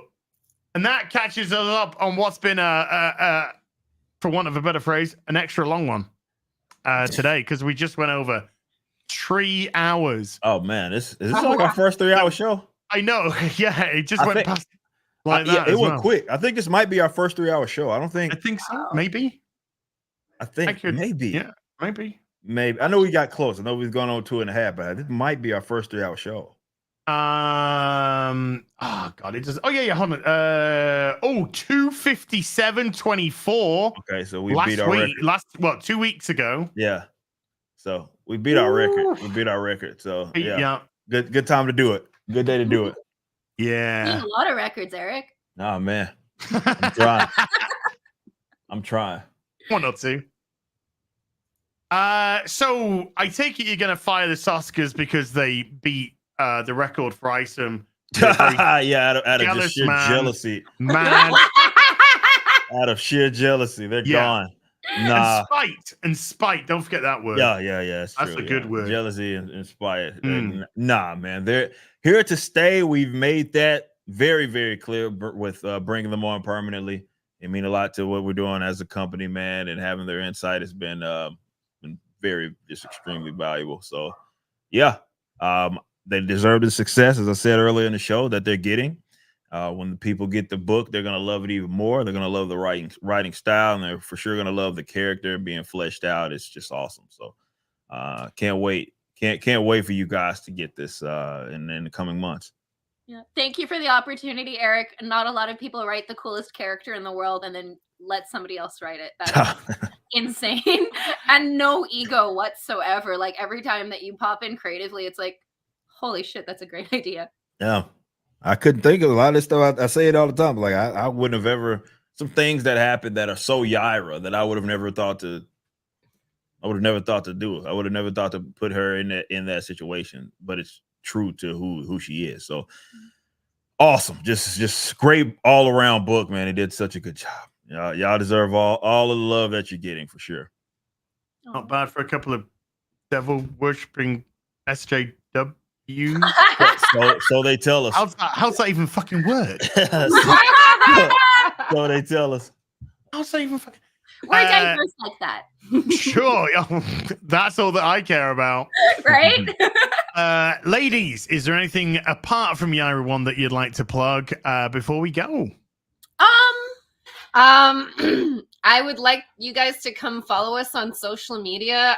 We've managed all of our social media. So if you're talking to one of us, you got one of us, probably both of us, and we love to talk to you. We are fans ourselves, and getting that fan interaction, because we're excited about comic books. We're excited about the Rippaverse. We're excited about what Chuck's doing next, Eric's doing next, Mike is doing next, and the people who haven't been announced as working for the company are doing next.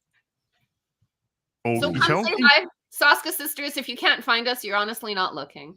And thank you for doing this. I started reading comics when I was a little nerd, just to feel like part of the world, and this is a dream come true. So guys, Jen and I will always work our asses off, and also give us your feedback. I know I shouldn't, but I read it all. And it affects my work, and I take that criticism. So thank you for giving it to me. I think it's ballsy.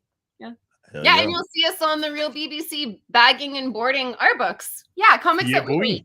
Yeah, and talking to this handsome gent up here with the cool new background angle. I love that angle. I'm so hot. I am pro new angle. I love it. I'm always interested in trying new angles.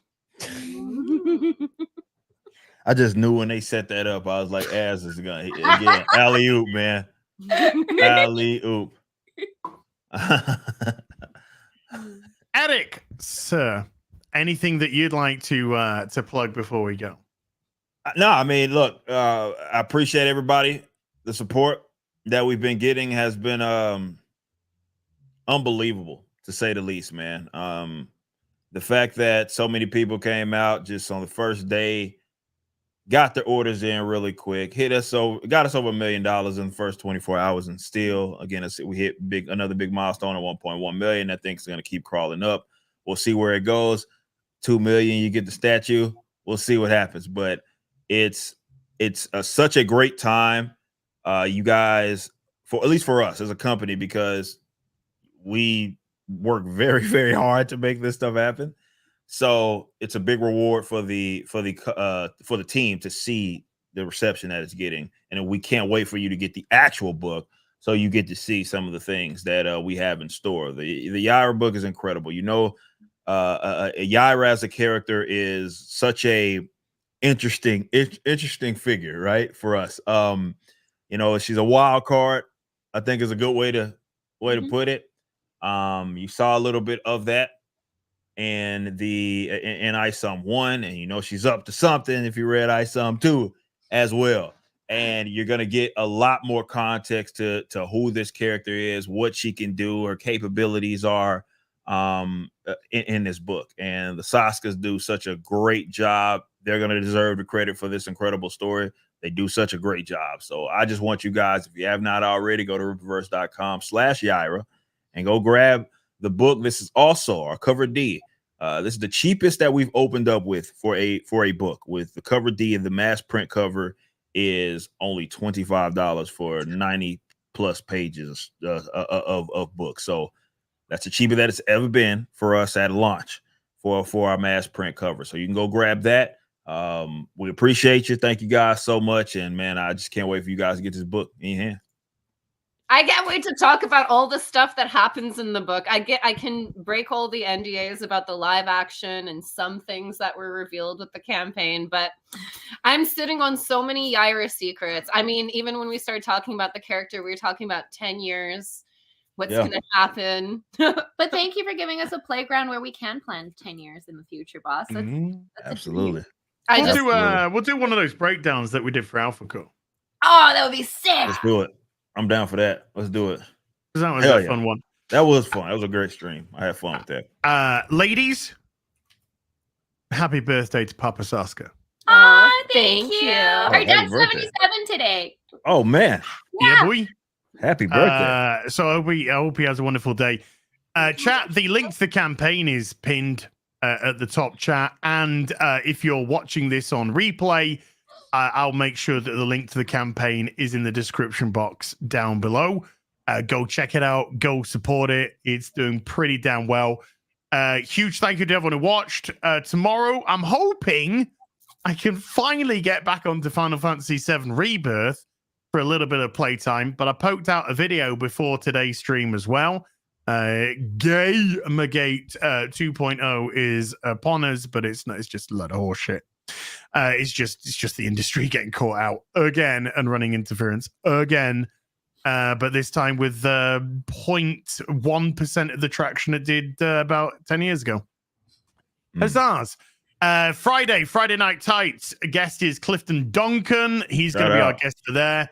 And then Sunday afternoon tea with Az, followed by Sunday Fun Day, and no Oscar stream, thankfully, so I can maybe get some sleep today. So massive thank you to everyone who came to watch today. Mods, thank you so much indeed for giving up your free time. Oh, wait a minute. And by the way, Kara said, before you read this big super chat that just came in, Kara said that, so cover C of CGC has officially sold out. Wow. And YAIRA cover A only has one left. Go get it! Yeah, of CGC. And we base these numbers. Look, we base these numbers off of what we did with Chuck, right? Yeah. Chuck quite literally signed the entire day, right? So that gave us an idea of what our capabilities are going to be for the Saskas as they're signing these. So yeah, that's why the cap is the way that it is. So basically, right now, yeah, that's what we got. So fuck. Cover A might be gone by the time I finish that. So yeah. Thank you, fans. Oh, Lee. Just the couple slid in here before we went. Frank Spencer with us. See you, Eric. Bye, boss. Hey, ladies, how you doing? Hi. Hey. Did you do that? I thought we could do some alone time. Chat, fuck off. He's back.